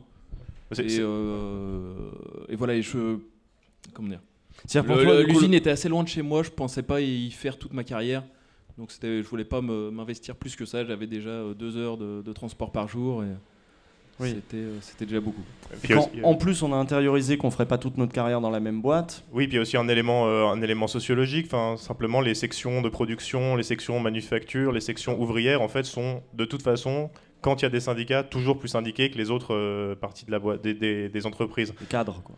Voilà, les cadres sont moins syndiqués, ou syndiqués CGC ou CFDT maintenant, mais en tout cas, historiquement, la CGT, massivement, c'est un syndicat ouvrier, même si ça se présente comme une confédération générale, ça reste encore aujourd'hui un syndicat ouvrier. On n'a pas parlé des syndicats de la fonction publique. Est-ce que, parce que eux sont encore assez costauds. Je vois une main qui se lève, oui. Ah, voilà, il va venir. Est-ce que les syndicats de la fonction publique sont encore aujourd'hui assez puissants? Ça reste dans la fonction publique qu'on a le taux de syndicalisation qui reste parmi les plus élevés? Oui, alors on a 20%, 25% de taux de syndicalisation dans la fonction publique, avec un record de 49% pour la police. Voilà. Ah. Et voilà, après je peux moins en parler, c'est un sujet que je connais un peu moins que les syndicats privés, donc je vais laisser... Ouais, du coup, moi j'étais prof de français dans le secondaire. Du coup, après avoir eu le CAPES, j'étais en stage. Et effectivement, le rôle des syndicats est assez développé. C'est-à-dire que très vite, on se rend compte qu'il faut être en contact avec les syndicats. Ne serait-ce que pour qu'ils nous expliquent. C'est tellement le bordel en fait que au moins un syndicaliste il sait comment ça fonctionne, les histoires de mutation, les postes, etc. Donc c'était plutôt une aide finalement assez agréable parce qu'en plus on avait un être humain en face de nous et pas un éternel, je sais pas, un site web ou quelqu'un qui serait au bout du fil et on comprendrait rien. Donc il y avait un gros rôle d'accompagnement de ce côté-là. Ça, c'est pour la partie positive des choses. Après, alors c'est totalement pas généralisable, mais l'expérience était quand même assez marrante. Au bout d'1 an et 3 mois, moi, j'ai démissionné de l'Éducation nationale pour diverses raisons. Et voilà, je me suis barré. Et c'était au moment, je ne sais pas si vous vous souvenez, en fait, il y a eu une réforme du concours qui faisait que dès que les gens avaient le concours de l'Éducation nationale, dès qu'ils avaient le CAPES, il y a eu une réforme, je crois que c'était sous Darcos. Il n'y avait plus de période de stage. Donc du jour au lendemain, les profs se retrouvaient balancés 18 heures par semaine. Voilà. Donc c'était hyper dur pour les jeunes profs. Et moi, j'ai démissionné cette année-là. Donc j'ai démissionné, je suis parti de mon établissement. Je suis revenu juste pour faire la transition avec la prof qui prenait la suite. Et là, tout le monde est venu me voir en me demandant si ça allait, la dépression. Tu veux dire dans le syndicat? Non, les profs, dans la salle des classes. Tes collègues? Voilà, mes collègues, enfin mes ex-collègues plutôt, sont tous venus me voir comme si j'étais, limite je sortais de clinique ou je sais pas quoi. Et en fait, ce que je me suis rendu compte, parce qu'on nous l'a, on me l'a expliqué, c'est que le syndicat en fait avait utilisé mon cas pour montrer à quel point à quel point cette réforme était nocive. Alors qu'en fait, moi non, moi je m'étais barré, j'étais hyper content, c'était pas du tout une question de dépression ou quoi que ce soit. T'as été instrumentalisé. J'ai été un peu instrumentalisé, ce qui était assez étrange comme situation, voilà. Du coup, c'est assez ambivalent. Il y a eu un moment accompagnement, et puis un moment, tiens, je deviens un fait politique, alors qu'en fait, j'étais une décision individuelle, quoi. Est-ce que ça vous choque que les syndicats fassent de la politique, au-delà de la seule défense des droits des salariés ? Est-ce qu'il y a des gens pour qui, oui, le syndicat devrait se contenter de défendre au coup par coup les droits de ceux-ci, ou négocier le plan social, ou le plan de sauvegarde de l'emploi, maintenant on dit, en cas de fermeture de trucs, non ? Pas de réaction sur le syndicat si, parce qu'aujourd'hui on oppose, c'est un élément de langage récurrent. Non, vas-y, viens, je t'en prie. C'est un élément de langage récurrent dans les médias que d'opposer la gestion, la défense des salariés aux politiques. Les syndicats ne devraient pas faire de politique, puisque les politiques font le politique, les syndicats font le syndical. C'est-à-dire, voilà. Parle très près du micro, parce que là, par exemple, t'es méga loin. Ah oui, en effet. Voilà. Je vais faire engueuler par les syndicats des micros. C'est ça, le syndicat des ingé sons. Oui, alors moi, de ma vision un peu superficielle, de par la pop culture, Hervé Dumont et compagnie, et de tous ces empaffés qui nous empêchent de travailler, vous voyez, je pense que justement, le syndicat, ça devrait rester dans un contexte professionnel, c'est-à-dire participer à l'amélioration de la productivité de l'entreprise en s'occupant du bien-être. L'amélioration de la productivité de l'entreprise. Voilà. D'accord. Je parle comme patron, excusez-moi. Non, j'ai parlé avec des gens du MEDEF, hein, excusez-moi. Donc c'est-à-dire que ça devrait participer, voilà, au bon climat social, à la bonne ambiance dans une entreprise. La bonne ambiance. La bonne ambiance. Que les gens ils soient quand même contents de travailler, parce que sinon ça sert un peu à rien. Après c'est la déprime, la dépression germinale, vous voyez. C'est pas très cool. Donc pour revenir à mon premier point, ça devrait se contenter de rester dans le cadre professionnel de l'entreprise et pas se lancer à faire le jeu politicien de prendre ces pauvres enseignants qui s'en vont pour dire qu'ils ont fait une dépression, pour faire du buzz et passer dans la politique politicienne. Là, en l'occurrence, c'était se servir d'un cas particulier, Exactement. le détourner, mais pour dénoncer quand même quelque chose et l'effet que ça aurait sur des salariés, même si là, donc défendre quand même les conditions de travail d'un salarié. Ouais, mais ou de l'ensemble des salariés. Il y a la méthode. Pour toi, c'est une méthode politicienne, ça. Ouais, c'est une méthode de manipulation. Ouais, la fin mais justifier les moyens, mais bon, voilà quoi, c'est le contrat faustien. On dit votre arme au buzz, voilà. Ouais, je pense qu'il faudrait quand même définir ce que c'est la politique en fait, parce que si on dit les syndicats ne devraient pas faire de politique, ouais, mais ça veut dire quoi en fait? Si la CGT réclame les 32 heures comme c'est le cas actuellement, est-ce qu'on devrait leur dire arrêtez de réclamer les 32 heures, c'est de la politique? Bah, ça n'aurait pas trop de sens parce que ça concerne quand même les salariés.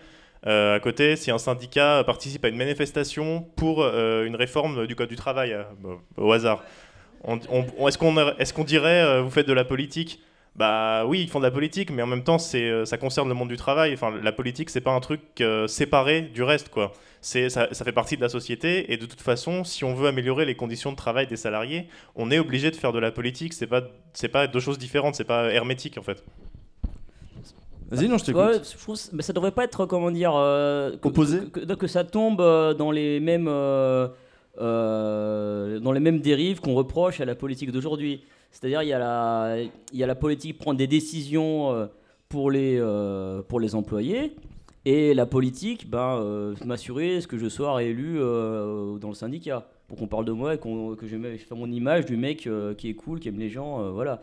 Donc alors là, c'est un autre travers qui a souvent été relevé, qui est celui de la bureaucratisation des syndicats. Oui, alors c'est un travers qui est une réalité, il ne faut pas non plus dire n'importe quoi. Il y a des boîtes où il y a un seul syndicaliste qui est là depuis 20 ans, qui a 62 mandats, qui fait tout, qui est un peu à l'écart du reste.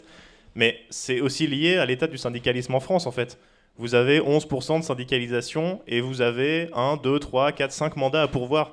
Si dans l'entreprise de 200 personnes, il n'y a que 2 mecs qui sont syndiqués, les mecs ils vont prendre tous leurs mandats nationaux, régionaux, locaux, et au final ils verront plus les salariés. Ils devront participer aux négociations obligatoires, ils devront participer au congrès du syndicat, ils devront faire leur permanence syndicale, et on se retrouve avec une bureaucratisation de fait en fait dans les entreprises où il y a peu de personnes syndiquées, et les syndicalistes n'ont pas d'autre choix que de cumuler les mandats. Et ça aboutit effectivement à la situation que tu décris, mais c'est pas forcément du fait du syndicalisme ou pour des raisons politiques, c'est aussi la structure du syndicalisme qui veut ça.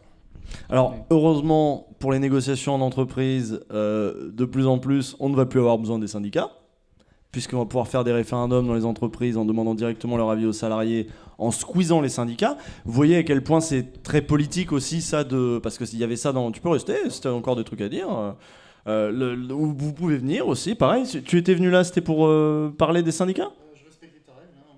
Oui, voilà, viens donc. T'as pas de chaussures, toi, tiens. Donc, qu'est-ce que je disais ? Mon côté punk. Voilà. Vous avez vu que dans la loi travail et dans les réformes que nous prévoit Macron, évidemment, il y a tu peux peut-être faire un point d'ailleurs sur le... Oui, le point référendum, le fameux... Le point référendum d'entreprise. Oui, alors actuellement, la situation, c'est que le référendum d'entreprise, ça n'a pas vraiment de valeur et ça peut être rejeté par les syndicats. On a l'exemple de Smart, où l'employeur avait fait un référendum pour demander aux salariés s'ils voulaient travailler plus. Ça fait 1 ou 2 ans, je me souviens plus exactement. Et les salariés avaient répondu oui, on veut travailler plus, notamment du fait des cadres. Les ouvriers avaient voté contre. Mais les syndicats ont voté, CGT et CFDT, à plus de 50% contre ce référendum, donc ça a été rejeté.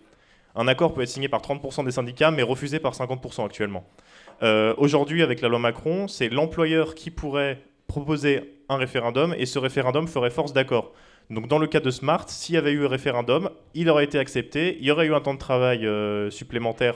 Peu importe si les ouvriers avaient dit qu'ils voulaient pas et que les cadres avaient dit qu'ils voulaient, il y aurait eu le temps de travailler. Il fallait voter au référendum, alors ils sont cons aussi. Non, il y avait une bonne participation en plus, c'est ça le paradoxe, c'est qu'il y avait beaucoup de cadres et un peu moins d'ouvriers, et donc, les différences ont été effacées en fait. C'est-à-dire le taux de participation des cadres était évidemment supérieur au taux de participation des... Je suis même pas sûr, je crois que c'est plutôt une question de structure de la boîte en fait. Il y avait plus de cadres que de gens... Il y avait plus de cadres que d'ouvriers. En fait, avec les délocalisations, c'est le cas de beaucoup de boîtes en fait. C'est logique, il y a des sous-traitants pour faire ces trucs-là. Voilà, aussi, c'est ça. Et les sous-traitants sont pas dans la démocratie sociale, donc ils sont pas concernés par les négociations dans les boîtes.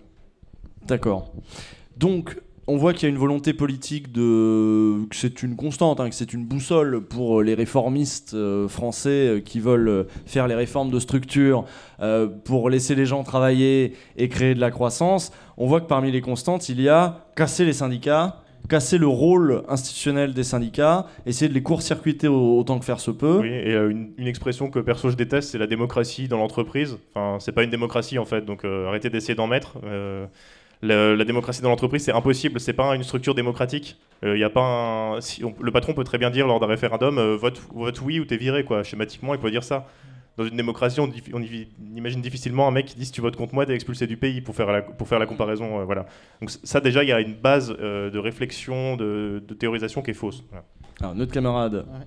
Ben, comme ça. Sur le syndicat, vas-y. Ouais, sur le syndicat, non. T'avais des réserves. Oui, oui, des réserves.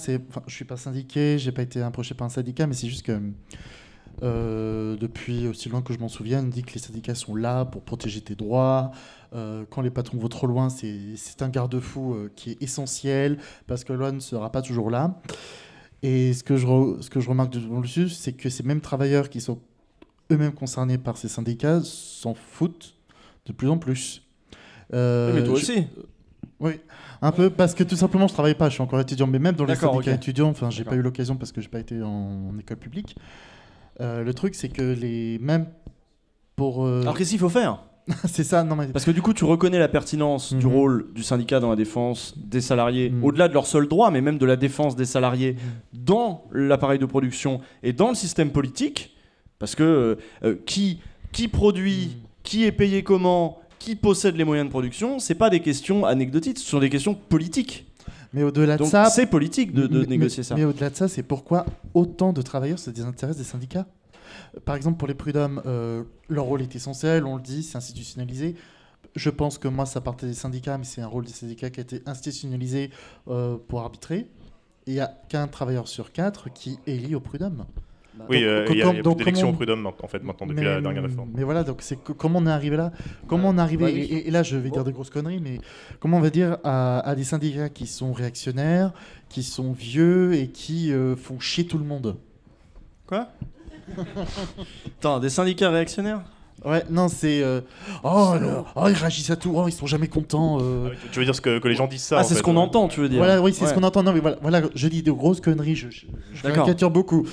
Mais c'est dans l'idée, c'est ça.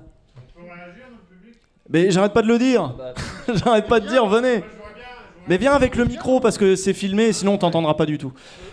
Il y avait un camarade juste avant peut-être qui voulait dire un mot. Moi je suis handicapé donc je suis peut-être prioritaire. Eh ben on va faire comme ça. Voilà, donc moi je voudrais aujourd'hui profiter pour défendre les handicapés. Ouais. Je suis reconnu travailleur handicapé, je suis en invalidité, donc on fait rien pour nous et les syndicats font rien pour nous. Aujourd'hui on nous donne l'AAH, l'allocation adulte handicapé, et quand on doit renouveler l'AAH, on doit demander à la sécurité sociale une demande qui s'appelle l'ASI, allocation de c'est pas quoi, invalidité. Solidarité. Invalidité. Et le problème si tu es propriétaire, on te reprend l'argent à la fin sur tes biens ou sur l'héritage. Donc ce que je voudrais demain dans le futur, c'est qu'il n'y ait qu'un seul système de pension pour les gens en invalidité et qu'on prenne en compte le chômage aussi, parce que avant d'être en maladie, j'avais travaillé et quand ils ont fait mon calcul de pension d'invalidité, ils me donnent 360 € par mois. Et par rapport aux syndicats?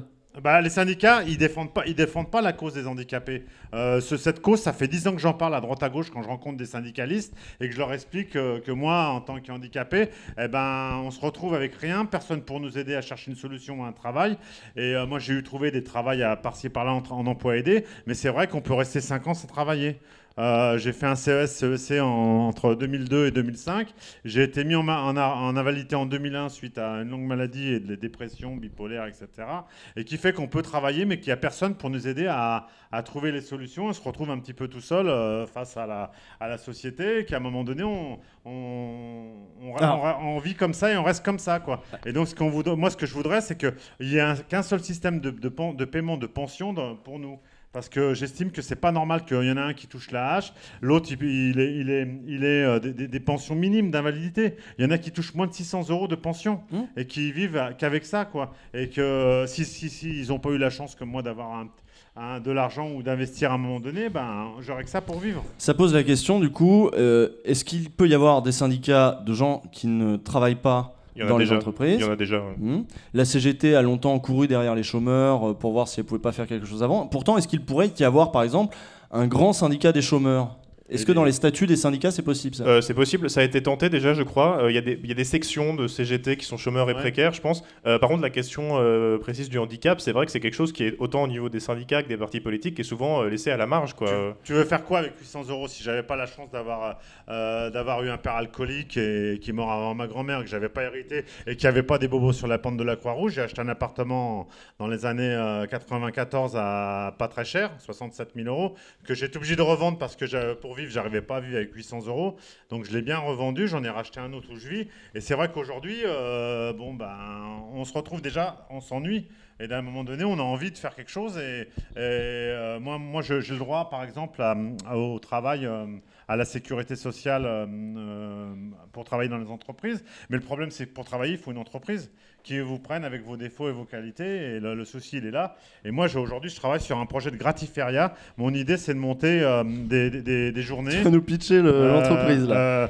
Non, c'est une association. On s'éloigne vachement, excuse-moi, hein, mais on s'éloigne vachement de la problématique. Oui, mais la problématique aujourd'hui qui se passe, que le syndicat pourrait beaucoup de ton cas personnel, mais pas de... générer des associations pour créer des emplois. Parce que l'idée aujourd'hui, c'est que ceux qui ne travaillent pas... Moi, mon projet de gratiféria, je suis tout seul à le monter.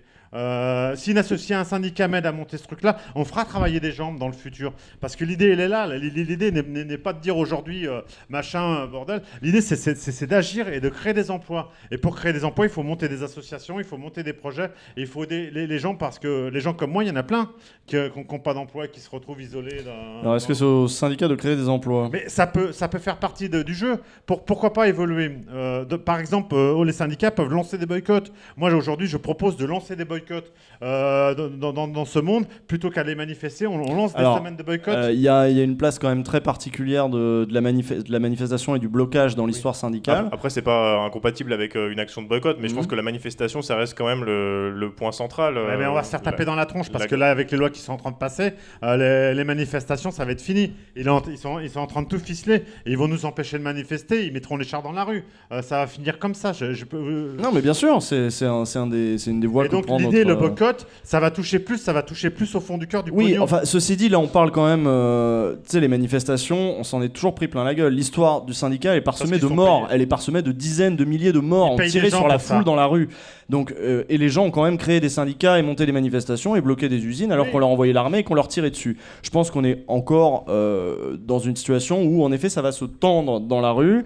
On ne tire pas encore sur la foule ouvertement avec des armes létales. Maintenant, on parle d'armes à létalité limitée. Aujourd'hui, heureusement, on a limité la létalité des armes avec lesquelles on tire sur les syndicalistes et sur les manifestants. Il y a un mec qui est mort, je sais plus où, là. Mais bien sûr. Dans le Larzac ou je sais pas où. À Sivens, mais bien sûr. Donc mais l'idée, moi, elle est là. Moi, je dis, si les syndicats pourraient aider les gens à monter des projets, parce que quand tu te retrouves tout seul, t'as personne en face. Moi, des projets, j'en ai essayé d'en monter plein. Je suis bipolaire, hyperactif, donc la dépression fait qu'on n'a pas tout le temps de l'énergie, et qui fait, on se retrouve tout seul comme des cons. Et voilà. Donc, le truc, c'est qu'historiquement, c'est vrai que les syndicats sont liés à des branches professionnelles. Et ça, c'était. C'est plus difficile de monter des projets, d'autant plus que les syndicats français ont particulièrement peu de moyens, notamment par rapport à leurs collègues européens. Le Parti socialiste a de l'argent, par exemple. Oui, on s'éloigne à fond. Je suis désolé, mais là. L'idée, c'est pas. Je vais te demander de faire tourner le micro. Non, je vais juste finir pour dire l'idée aussi. De faire du bouche à oreille et de passer l'idée aux autres, ça ne coûte pas forcément d'argent. Il y a pas, par exemple, aider quelqu'un, il y a plein d'associations qui existent, les gens qui vont au Restaurant du Cœur, ils ne sont pas payés. Donc l'idée c'est de citoyens. En 40, les mecs, ils ont pris le maquis pour aller défendre la France. L'idée, sans parler d'argent, les gens ont du pognon. Il y a plein de gens qui ont de l'argent, au lieu d'aller le filer à je sais pas qui, pour faire je sais pas quoi, ils ont qu'à prendre cet argent et le filer utilement pour faire créer des emplois. Je suis sûr qu'on faut prendre l'argent de ceux qui en ont, donc les capitalistes. Par exemple, pour ça, il faut un syndicalisme fort. Je voudrais monter un restaurant associatif, une cafétéria, pour faire travailler des gens avec de la récup, en récupérant de la bouffe aussi. Ça me paraît bien. Aujourd'hui, il y a les petites cantines à Vest qui se sont montées, qui est un restaurant associatif. Je voudrais créer un truc dans ce même genre. Voilà, donc la solution, elle est là. Les gens qui sont au RSA, les gens qui n'ont pas d'emploi, il y a plus de 12 millions de personnes qui n'ont pas d'emploi. Si on crée des choses comme ça, on fera travailler ces gens-là. Parce que il y a plein de gens qui demandent qu'à travailler. Je suppose. Ah bah manifestement, oui. Bon, en tout cas, je te remercie. Je pense qu'on va Sinon, prendre il faut faire un Cassanis. le garçon derrière toi. Un Cassanis sans eau, c'est difficile. Oui, non, on verra plus tard ça. Excuse-moi, jeune homme, de vous avoir dérangé dans votre conversation. Allez-y. Pas de problème. Merci. Alors, il y avait 2 personnes qui étaient venues aussi entre-temps à table, avec je sais plus lequel était arrivé le premier. Point de vue sur les syndicats, point de vue peut-être expérience syndicale. Qui est arrivé le premier, je ne sais pas. Je suis arrivé en 2e, Ouais. mais je voulais juste revenir Bon. en fait ce qu'on avait déjà parlé, c'est pour ça. Sur bon. le désintéressement des gens aux syndicats. En fait, je voulais soulever une question, c'est que on parle de contre-pouvoir, mais il faudrait peut-être parler aussi surtout d'un gros pouvoir qui est les médias. Et aujourd'hui, je pense que le désintéressement des syndicats, il vient aussi du fait, par exemple, que en fait, aujourd'hui, d'avoir un métier, il faut être content d'avoir un métier. Donc le désintéressement, tu veux dire la perte d'intérêt par les salariés Voilà. d'aller En fait, syndiquer Voilà, parce qu'en fait, en gros, maintenant, ils veulent pas être protégés et avoir ce qu'ils ont envie, les salariés. Ils veulent juste avoir un métier. Aujourd'hui, par exemple, quelqu'un va te dire t'as Un métier, emploi même. Un emploi, ouais, Tu pardon. veux dire, Un emploi. ouais. Un emploi. T'as un emploi, bah t'as de la chance. On devrait pas dire ça aujourd'hui. T'as un emploi, t'as de la chance. Non, t'as un emploi. Est-ce que tu t'épanouis dans ton emploi? Non, t'as un emploi, t'as de la chance. Même si tu te fais chier et que tu te fais martyriser par ton patron, bah non, t'as de la chance, t'as un salaire. Et donc le souci, il est là, je pense, c'est qu'en fait, les médias nous vendent le fait que c'est le chômage, ça monte le chômage, austérité, tout ça. Donc les gens, malheureusement, c'est horrible à dire, je vois aussi qu'il y a énormément de jeunes, c'est bien, mais il y a quasiment que des jeunes. Et les jeunes, on est les seuls à justement à moins écouter le média, je pense, télé-radio. Et c'est un média qui est écouté énormément par la majorité des Français. Et c'est ce média-là qui est malheureusement un peu contrôlé et qui nous fait passer des idées qui font que non, syndicaliser maintenant c'est mal. Syndicaliser, non, moi je vais travailler pour avoir un salaire, je vais pas travailler pour m'épanouir, pour avoir des droits. Et donc je pense que on peut pas avoir un contre-pouvoir quand on a un pouvoir plus important qui justement diminue notre contre-pouvoir. Donc ça rejoint un petit peu ce qu'on disait depuis le début, à savoir il y a une responsabilité en effet des producteurs de discours, qu'ils soient les médias ou même parfois les politiques aussi, eux-mêmes pestent contre les syndicats, etc. Donc il y a une responsabilité d'eux dans la désyndicalisation du monde du travail. Et puis il y a aussi en fait le durcissement des relations entre salariés et employeurs, qui fait que plus ces relations sont tendues, plus il y a le chômage qui derrière fournit une armée de réserve. Plus en effet il devient dangereux. Il a toujours été dangereux de se syndiquer. Oui, toujours. Mais après, les syndicats, c'est vrai que les syndicats sont plus forts en période de plein emploi. On pourrait se dire, les gens, ils vont se syndiquer plus quand il y a beaucoup de chômage parce qu'ils en ont besoin. Mais non, en fait, quand il y a peu de chômage, quand les salariés peuvent obtenir beaucoup, les gens vont se syndiquer. Il va y avoir des vagues de syndicalisation. Il y en a eu sous Jospin, il y en a eu dans 36, etc. Et par contre, quand la situation est comme aujourd'hui, c'est-à-dire mauvaise, les gens se syndiquent pas, en fait. Voilà. Mais ce qui est tout à fait logique, parce que en fait, quand on est en plein emploi, le salarié, il se fait licencier, c'est pas grave. J'ai un autre patron derrière. Et finalement, quand on est en situation aujourd'hui comme ça, tu te fais licencier, non, t'as peur de pas retrouver un emploi. Et je suppose que du coup, c'est ça. C'est exactement ça. C'est exactement ça. Le chantage à l'emploi. C'est ça. Ouais, voilà, c'est pour ça que même si ça paraît paradoxal, au final, c'est presque logique. Parce que... c'est une des joies, je veux dire, casser le. Ça a été une obsession du patronat français et une obsession de la droite depuis le début du syndicalisme que de casser le syndicalisme. Un chômage élevé, de fait, casse le syndicalisme. C'est bien foutu. Une précarité de masse casse le syndicalisme. En tout cas, on peut reconnaître au patronat une certaine continuité dans la défense de ses idées. Voilà, parce que depuis le 19e siècle, c'est la même chose. Voilà. Donc, exactement. On devrait apprendre d'eux de la part de la gauche pour ne pas... Oui, parce que la gauche, des fois, des fois non, des fois... Eux, au moins, ils savent ce qu'ils veulent. Voilà, ils sont constants. Voilà. Ils savent l'obtenir. Et alors, et toi ? Déjà, si je peux revenir sur ce que tu disais, il me semble dans ce que tu dis, les gens ils savent pas vraiment ce que sont les missions des syndicats, ils s'y intéressent pas forcément. Là, je suis pas tout à fait d'accord parce que là, moi, là où je travaille, je suis infirmier à l'hôpital public, et quand il y a des soucis, les gens savent trouver les syndicats. C'est-à-dire, ils savent. Je pense qu'il y a un petit peu, quand on est dans sa routine quotidienne, on n'a pas forcément toujours envie de s'impliquer et syndicalement et politiquement, ce genre de choses-là. Par contre, je peux t'assurer que quand il y a un souci, avec son chef, avec je sais pas quoi, ils savent qui c'est les syndicalistes, ils vont les trouver et s'ils ont des choses à faire remonter, ils les font remonter. Après, on est dans un secteur qui après dans le public très effectivement syndiqué. Après c'est vrai, mais je pense que je veux pas trop avancer, mais je pense quand même que c'est le cas à peu près de partout. Quand il y a des problèmes, les gens savent souvent quand même en tout cas qui peuvent s'adresser aux syndicalistes et qu'il y a des solutions à trouver de ce côté-là. Donc je pense que ça quand même ça minore le côté les syndicats, il y a pas tant de gens qui participent et il y a pas tant et ça intéresse pas tant de gens que ça. Je pense que c'est quand même une institution forte. Tu vois, dans les startups, fatalement, un jeune employé dans une startup ou je sais pas quoi, il sait même pas qui appeler, quoi. C'est pas un exemple représentatif. Et ça existe. On est à Lyon, il y a des startups, il y a des jeunes. Je suis d'accord, mais en proportion. En proportion, non, mais c'est peut-être plus, tu vois, par rapport à la sociologie de la soirée, là. Il y a peut-être des jeunes diplômés qui sont en start-up, c'est pour ça qu'on en parle. C'est pour ça que c'est absurde d'en parler. Tu disais oui, ce que je voulais dire, je suis d'accord avec ton point de vue, mais le truc, c'est que je pourrais te donner aussi un contre-exemple. Je sais pas s'il y en a qui connaissent ici DataGueule, par exemple. Il y avait une vidéo sur les assistés, et notamment le chiffre de personnes qui auraient pu avoir des aides et qui les ont pas. Donc là, on est bien dans une situation où les gens ont besoin d'aide. Et regardez, ils sont pas allés pourtant, et c'est énorme le chiffre. Oui, et puis je pense qu'il faudrait aussi revenir sur ce que doit être un syndicat, quelque chose qui lutte constamment, qui négocie constamment, qui est constamment là pour les salariés, et pas simplement un guichet auquel on va aller uniquement quand on a des problèmes.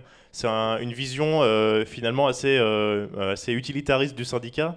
C'est-à-dire, le syndicat, il est là tout le temps, il fait tout le temps des trucs, des tracts, il fait tout le temps des négociations, il influe tout le temps sur tes conditions de travail. Mais toi, tu vas t'intéresser au syndicat que quand il y a un problème, en disant tiens, j'appelle le syndicat, il y a un souci. Ouais, mais les mecs qui sont syndiqués, ils sont peut-être 10% de ta boîte, et finalement, tu vas les voir que quand il y a des problèmes, mais eux, c'est toute l'année qu'ils bossent. Voilà, je pensais que c'était aussi important de mettre un peu en défaut cette vision du syndicat. Et c'est très juste. Et peut-être avant de finir, peut-être réfléchir. En plus, il y a d'autres personnes qui sont arrivées sur les fauteuils. Mais vas-y, je vais lancer mon truc, puis tu me diras ce que t'en penses. C'était juste, excuse-moi, mais c'était pas c'était juste, je rebondissais, c'était pas le point que je voulais vraiment amener. Simplement, je trouvais que tu as dit qu'il pouvait pas y avoir de démocratie en entreprise. Et juste avant, vous parliez de la cogestion en Allemagne et en Suède. Ça m'a paru un peu, mais c'est une démocratie avec toujours le pistolet du capital sur la tempe. D'accord, mais tu parlais du veto, c'est quand même des choses qui sont. Oui, c'est mieux. C'est pas démocratique, mais c'est mieux. Voilà. Ouais, mais du coup, c'est toujours un horizon la démocratie. C'est toujours un horizon. Oui, c'est jamais un état de fait. Mais du coup, c'est faisable. Alors que ce que tu avais l'air de dire, c'est que voilà, c'était une entreprise, ça pouvait jamais démocratique. Je pense quand même qu'il y a des choses qui sont améliorables et qu'on peut faire plein de choses, on peut aller loin, on peut moderniser plein de choses. Oui, je suis d'accord. C'est juste que pour moi, ça sera jamais. On peut jamais comparer la démocratie à un pays en fait. L'entreprise à un pays. Voilà, okay. Le rapport de force est fatalement pas le même. Évidemment, ouais. C'est pas on n'a pas des agents à égalité, on a un propriétaire et des employés. Quoi. Et on a un contrat de travail qui est légalement une relation de domination, de subordination sur l'autre personne. Donc ça, c'est des limites qu'on pourra très difficilement dépasser. Mais merci d'être passé en tout cas.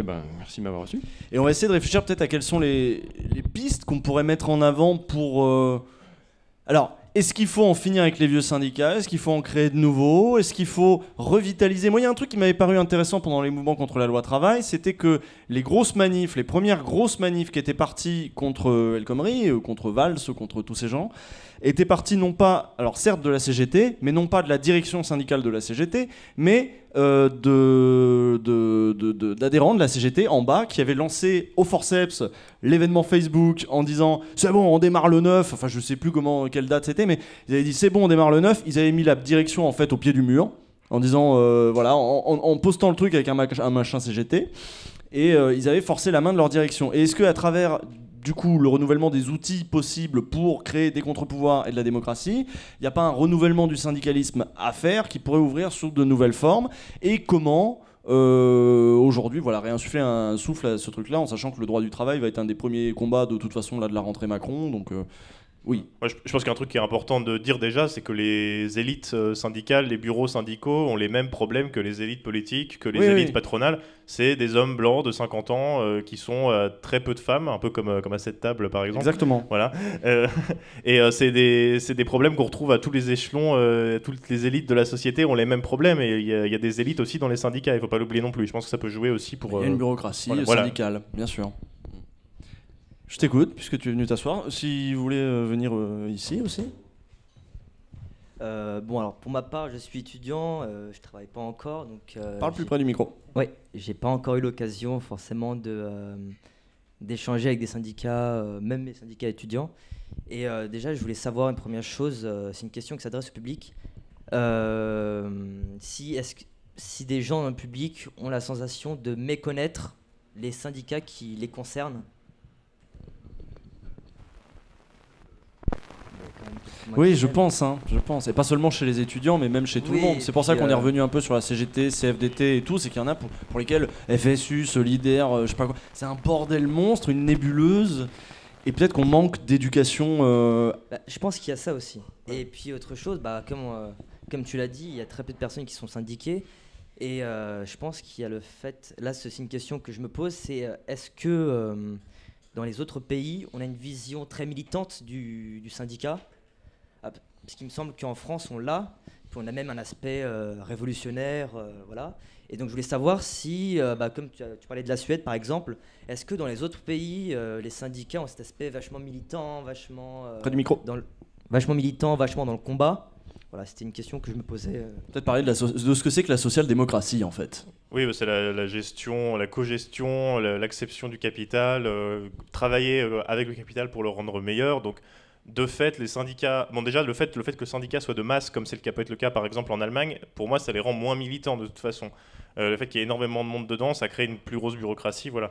Tu as plus une idée d'accompagnement en fait. C'est pas forcément dans la manif, dans la grève. Voilà, ça rejoint un peu ce qu'on a dit tout à l'heure. Après, sur les détails... Très lié au parti.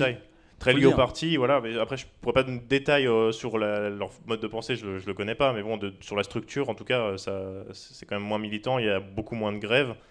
Quoique dans certains pays, on serait surpris, notamment le Danemark, très fort taux de syndicalisation, mais beaucoup de grèves aussi. Donc c'est aussi des cultures syndicales locales. Voilà. Il n'y a pas un seul facteur qui fait qu'un syndicat est plus ou moins revendicatif que l'autre.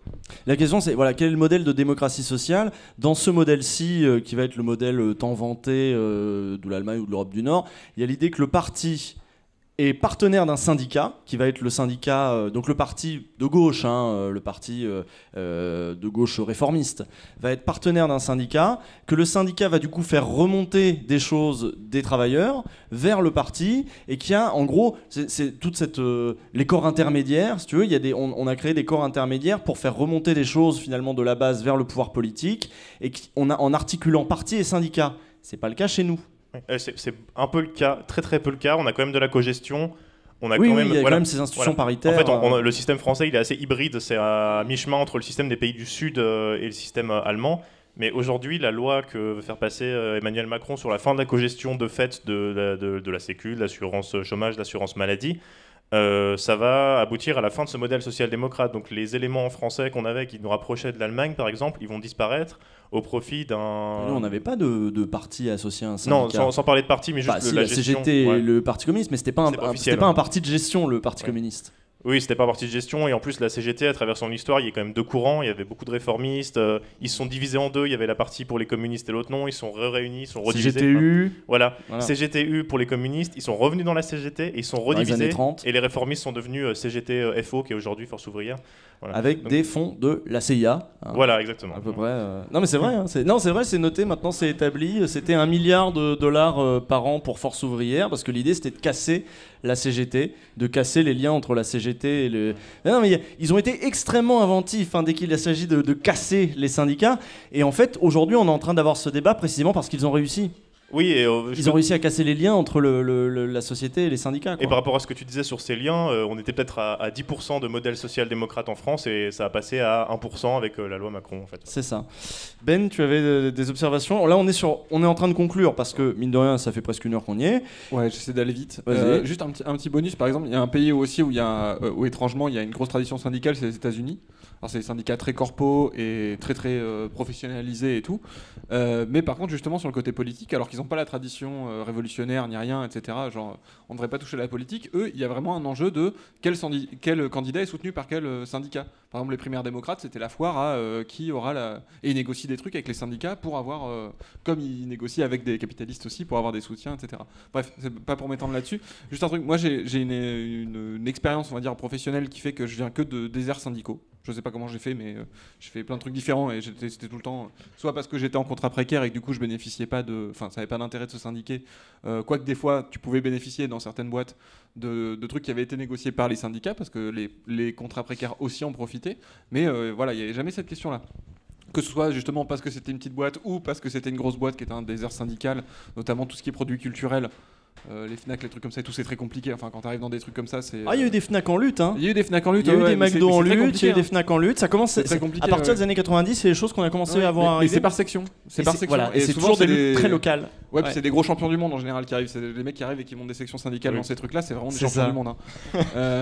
Bref, enfin, tout ça pour dire que toutes les critiques qui sont faites sur les syndicats, là, on comprend pas trop ce qu'ils font. Des fois, ils vont pas s'occuper de certaines choses alors qu'ils devraient. Et tout ce que tu as dit sur le fait de dire que oui, c'est des mecs blancs de 50 ans, etc.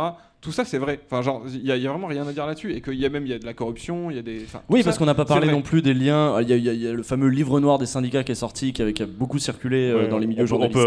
Quand on est de gauche, on peut avoir tendance à dire ouais, c'est des bêtises, tout ça. Mais non, il y a eu des caisses noires. La CGT, notamment, je sais pas, je pense à la CGT du livre, des syndicats comme ça, ils sont quand même assez mafieux au niveau de leur fonctionnement, tu vois. Carrément. Aux États-Unis aussi. Ah oui, mais grave. Aux États-Unis, c'est encore pire. Aux États-Unis, c'est pire que tout. Mais l'inverse, c'est vrai. À Marseille, on s'est aussi servi du milieu du banditisme pour casser la CGT sur les docks. Ah oui, non mais bon, après il faudrait faire un truc histoire de la mafia, histoire des syndicats, parce que c'est super intéressant, enfin bref. C'est vrai. Mais, quand tu viens de déserts syndicaux comme ça, le truc c'est la question qui a pas trop été posée là et que je pose quand même, en partageant toutes ces critiques là, c'est il y a quoi d'autre ? C'est-à-dire que comme organisation des travailleurs et pour défendre tes intérêts à toi, même sans parler de travailleurs vraiment au sens général, t'as qui en fait ? Parce que vraiment quand t'es dans des boîtes comme ça et que t'as un problème, t'as qui en vrai ? On a que les syndicats. Alors, ok, certes, justement, on a une génération de gens, et peut-être c'est pour ça aussi que moi j'ai bossé dans des desserts syndicaux, c'est que j'ai une génération de gens qui vont dans des secteurs où, bah ouais, il n'y a pas cette tradition-là. J'ai pas été à l'usine. Ou alors des secteurs nouveaux, tout simplement. Ou des secteurs nouveaux où il n'y a pas ces trucs-là. Et du coup, t'as pas ça, et quand t'as des problèmes, qu'est-ce que tu fais ? C'est la merde, tout le monde on sait pas quoi. Les gens, dès qu'il y a un problème, en plus, les gens se disent qu'est-ce qu'on fait ? Est-ce qu'on peut monter un syndicat ? Comment ça marche ? Et les gens savent pas, en fait. C'est un bordel monstre. Et il y a des secteurs où eux, ils ont cette tradition-là, avec les travers qu'il y a. Mais au bout d'un moment, là, dans la période qui vient, où les attaques sont globales, en fait, il y a un moment donné, il va falloir faire le pont entre des traditions... Enfin, c'est mon avis, hein, là, honnêtement. Il va falloir faire des ponts entre des traditions de vieux cégétistes d'usine ou des mecs de la fonction publique qui ont une tradition syndicale, etc., qui comprennent pas, nous, comment ça se passe de notre côté. C'est ce qu'essaie de faire Sud, un peu. Ouais, c'est ce qu'ils essaient de faire Sud, mais est-ce qu'ils y arrivent vraiment, tu vois ? Enfin, il y a un truc. C'est que nous, de notre côté, quand on n'est pas dans cette tradition-là. Il va falloir qu'on fasse des ponts avec eux parce qu'on gagne pas sans eux. Genre les manifs sans la CGT, sans les ouvriers, et sans les fonctionnaires, et sans leur petite camionnette là. Enfin, si vous en avez déjà fait, genre c'est l'angoisse sans totale. Sans leurs saucisses. Et sans les saucisses merguez, bordel. Merde. Non mais on mange quoi ? Pour de vrai quoi. On s'arrête au Domac après le cortège ? Non. Et voilà, contradiction, tu vois.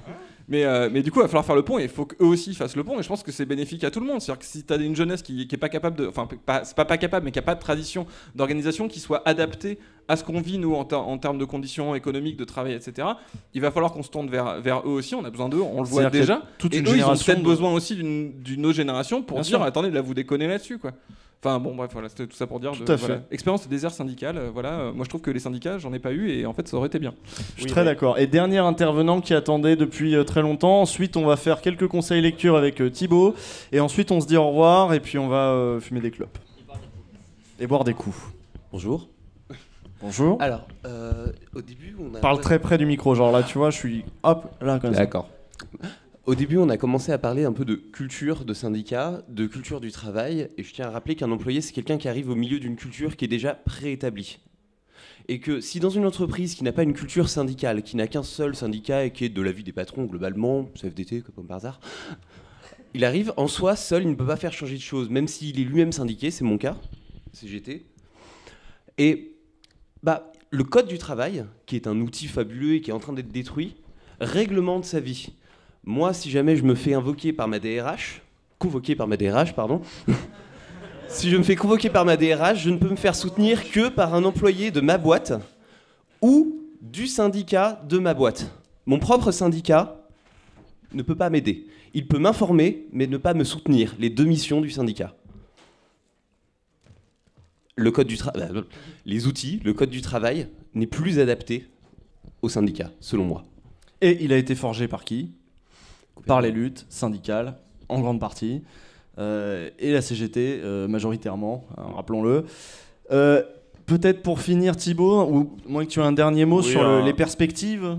Un petit mot de conclusion, je dirais, je pense que c'est important de s'intéresser aux syndicats. Je sais que c'est facile à dire comme ça, quand on est dans une situation difficile, on peut être en CDD, on peut être intérimaire, je sais pas. Mais c'est quand même important de se renseigner, de se dire... il y a des syndicats de précaires. Oui, il y a des syndicats de précaires. Est-ce que moi, je peux faire quelque chose dans ma boîte? Est-ce que je peux aller vers les syndicalistes? Est-ce que je peux me syndiquer? Je peux faire une section syndicale? Est-ce qu'il y a des gens dans mon entreprise qui sont peut-être aussi dans la même situation que moi? Enfin, en fait, le monde du travail aujourd'hui, surtout pour les précaires, a tendance à diviser les gens, à faire des cellules où vous êtes chacun son rayon, chacun son poste de travail, chacun son vélo avec sa boîte Foodora dessus. Mais je pense que c'est important d'aller voir aussi les gens qui sont dans la même situation que nous et de dire qu'on n'est pas tout seul, qu'il peut y avoir des solidarités qui se créent. Et donc c'est important pour ça, je pense, d'aller vers les syndicats et de nous-mêmes aussi créer des syndicats peut-être. Et ça tient à un truc tout bête, c'est-à-dire quand on est seul, quand on est face à un discours qu'on a entendu depuis très longtemps, avec un taux de chômage élevé, on a tendance en fait tout simplement à se sentir merdique, à se sentir impuissant, à se sentir à la merci du caprice patronal, à la merci de la conjoncture économique qui ferait que ah non, on ne peut plus, désolé, on te vire, etc. En fait, on se sent seul, on se sent petit, on se sent merdique. Ce qu'il y a dans les syndicats, c'est qu'à plusieurs on est fort, et ça on s'en rend compte assez vite au contact des syndicalistes, c'est-à-dire qu'ils disent mais pourquoi tu fermes ta gueule, c'est peut-être le patron mais pourquoi tu fermes ta gueule. À plusieurs on est plus fort et on regagne, c'est un terme dont j'ai déjà parlé plusieurs fois, il y a une fierté des salariés, il y a une fierté ouvrière. On sort depuis les années 80 d'odes sans fin aux chefs d'entreprise. Aujourd'hui, c'est l'ode aux start-upers, aux French Tech des start-up, des clusters de l'innovation. Et le salarié, lui, derrière, qui est là, qui veut un emploi, qui veut juste un emploi. Il va pas changer le monde avec des French Tech, des Green Tech et des conneries comme ça. Lui, il veut un emploi. Et donc, du coup, il se sent merdique à côté de ces espèces de super-héros capitalistes des temps modernes qui se retrouvent à, en plus, être ses patrons. Ces gens dont on nous dit qu'ils sont les héros, qu'ils fabriquent l'emploi, que sans eux, on serait rien, eh ben, c'est contre eux que tu vas négocier.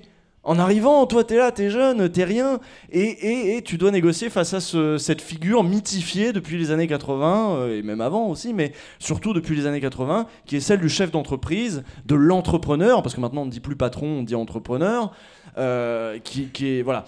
Donc, dans un syndicat, on se sent nettement plus apte à... parce que le rapport, il est inégal. Le rapport, il est fatalement inégal. Et il est inégal sur le papier, dans le contrat de travail, comme tu le disais, c'est un rapport de subordination, mais il est même inégal dans un espèce d'ordre de hiérarchisation symbolique dans l'imaginaire. On arrive en se sentant merdique, déjà. Même avec des diplômes aujourd'hui, avec le taux de chômage, avec notre jeunesse, peut-être l'inexpérience qu'on se trimballe, ou avec la menace du chômage, c'est vrai, je dis pour les jeunes, c'est valable pour les gens de 50 ans, qui se disent, putain, si je suis au chômage à 50 ans, je vais pas retrouver du boulot comme ça, donc ils se sentent fragiles, on a fragilisé tout le monde. Et on se sentira moins fragile quand on sera un petit peu plus solidaire, un peu plus uni, peut-être dans le cadre d'un syndicat. Peut-être faudrait-il réimaginer de nouveaux syndicats, peut-être faudrait-il réinsuffler du sang neuf dans les syndicats existants, de la démocratie, de l'horizontalité, peut-être avec les outils nouveaux qui nous sont offerts aujourd'hui.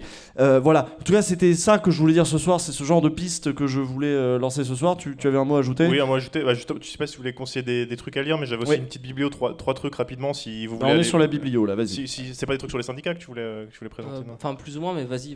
Ouais, j'avais juste deux articles, un article du Monde Diplo de Carrel Lyon qui est sorti il y a pas très longtemps sur les élections professionnelles. Si ça vous intéresse de savoir pourquoi le fait que la CFDT soit arrivée première, c'est pas si important que ça, vous pouvez le lire. Et un autre bouquin de Cécile Guillaume de Lyon 2 qui fait un livre sur la CFDT, c'est Sociologie d'une conversion réformiste. Voilà, si vous voulez en savoir un peu plus sur la CFDT, je pense que c'est quand même assez intéressant parce que c'est un syndicat dont on parle beaucoup. Voilà. Non, moi en conseil de lecture, comme ça l'était, j'avais Le Nouvel Esprit du Capitalisme de Boltanski et Tchapello, qui pour moi est un... Enfin non, mais c'est une tuerie ce bouquin. Bon, ok, il fait 800 pages, on a le temps, on a 2 mois pour lire ça. Et en fait, ça explique tout ce qui a été dit dans cette table ronde, c'est-à-dire pourquoi est-ce que les gens sont de moins en moins syndiqués, pourquoi est-ce que c'est de plus en plus dur de s'engager dans un syndicat, et pourquoi est-ce que c'est de plus en plus difficile de se battre contre un projet que contre une hiérarchie d'entreprise. Et vraiment, c'est un bouquin qui, je pense, pose à mon avis les bases de quelque chose d'extrêmement puissant. Ouais, et d'ailleurs, c'est marrant parce qu'avec Usul, on a bossé sur l'ère de la campagne et là, ça se termine.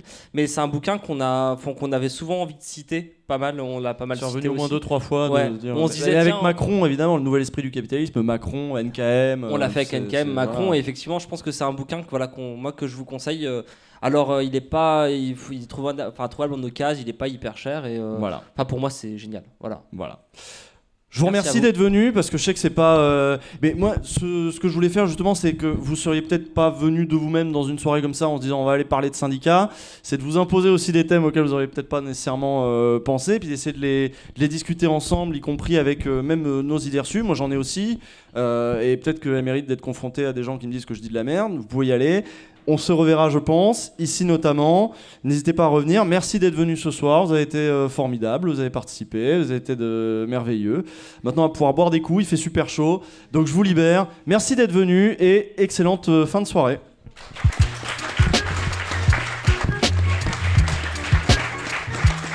Et merci à l'Aquarium.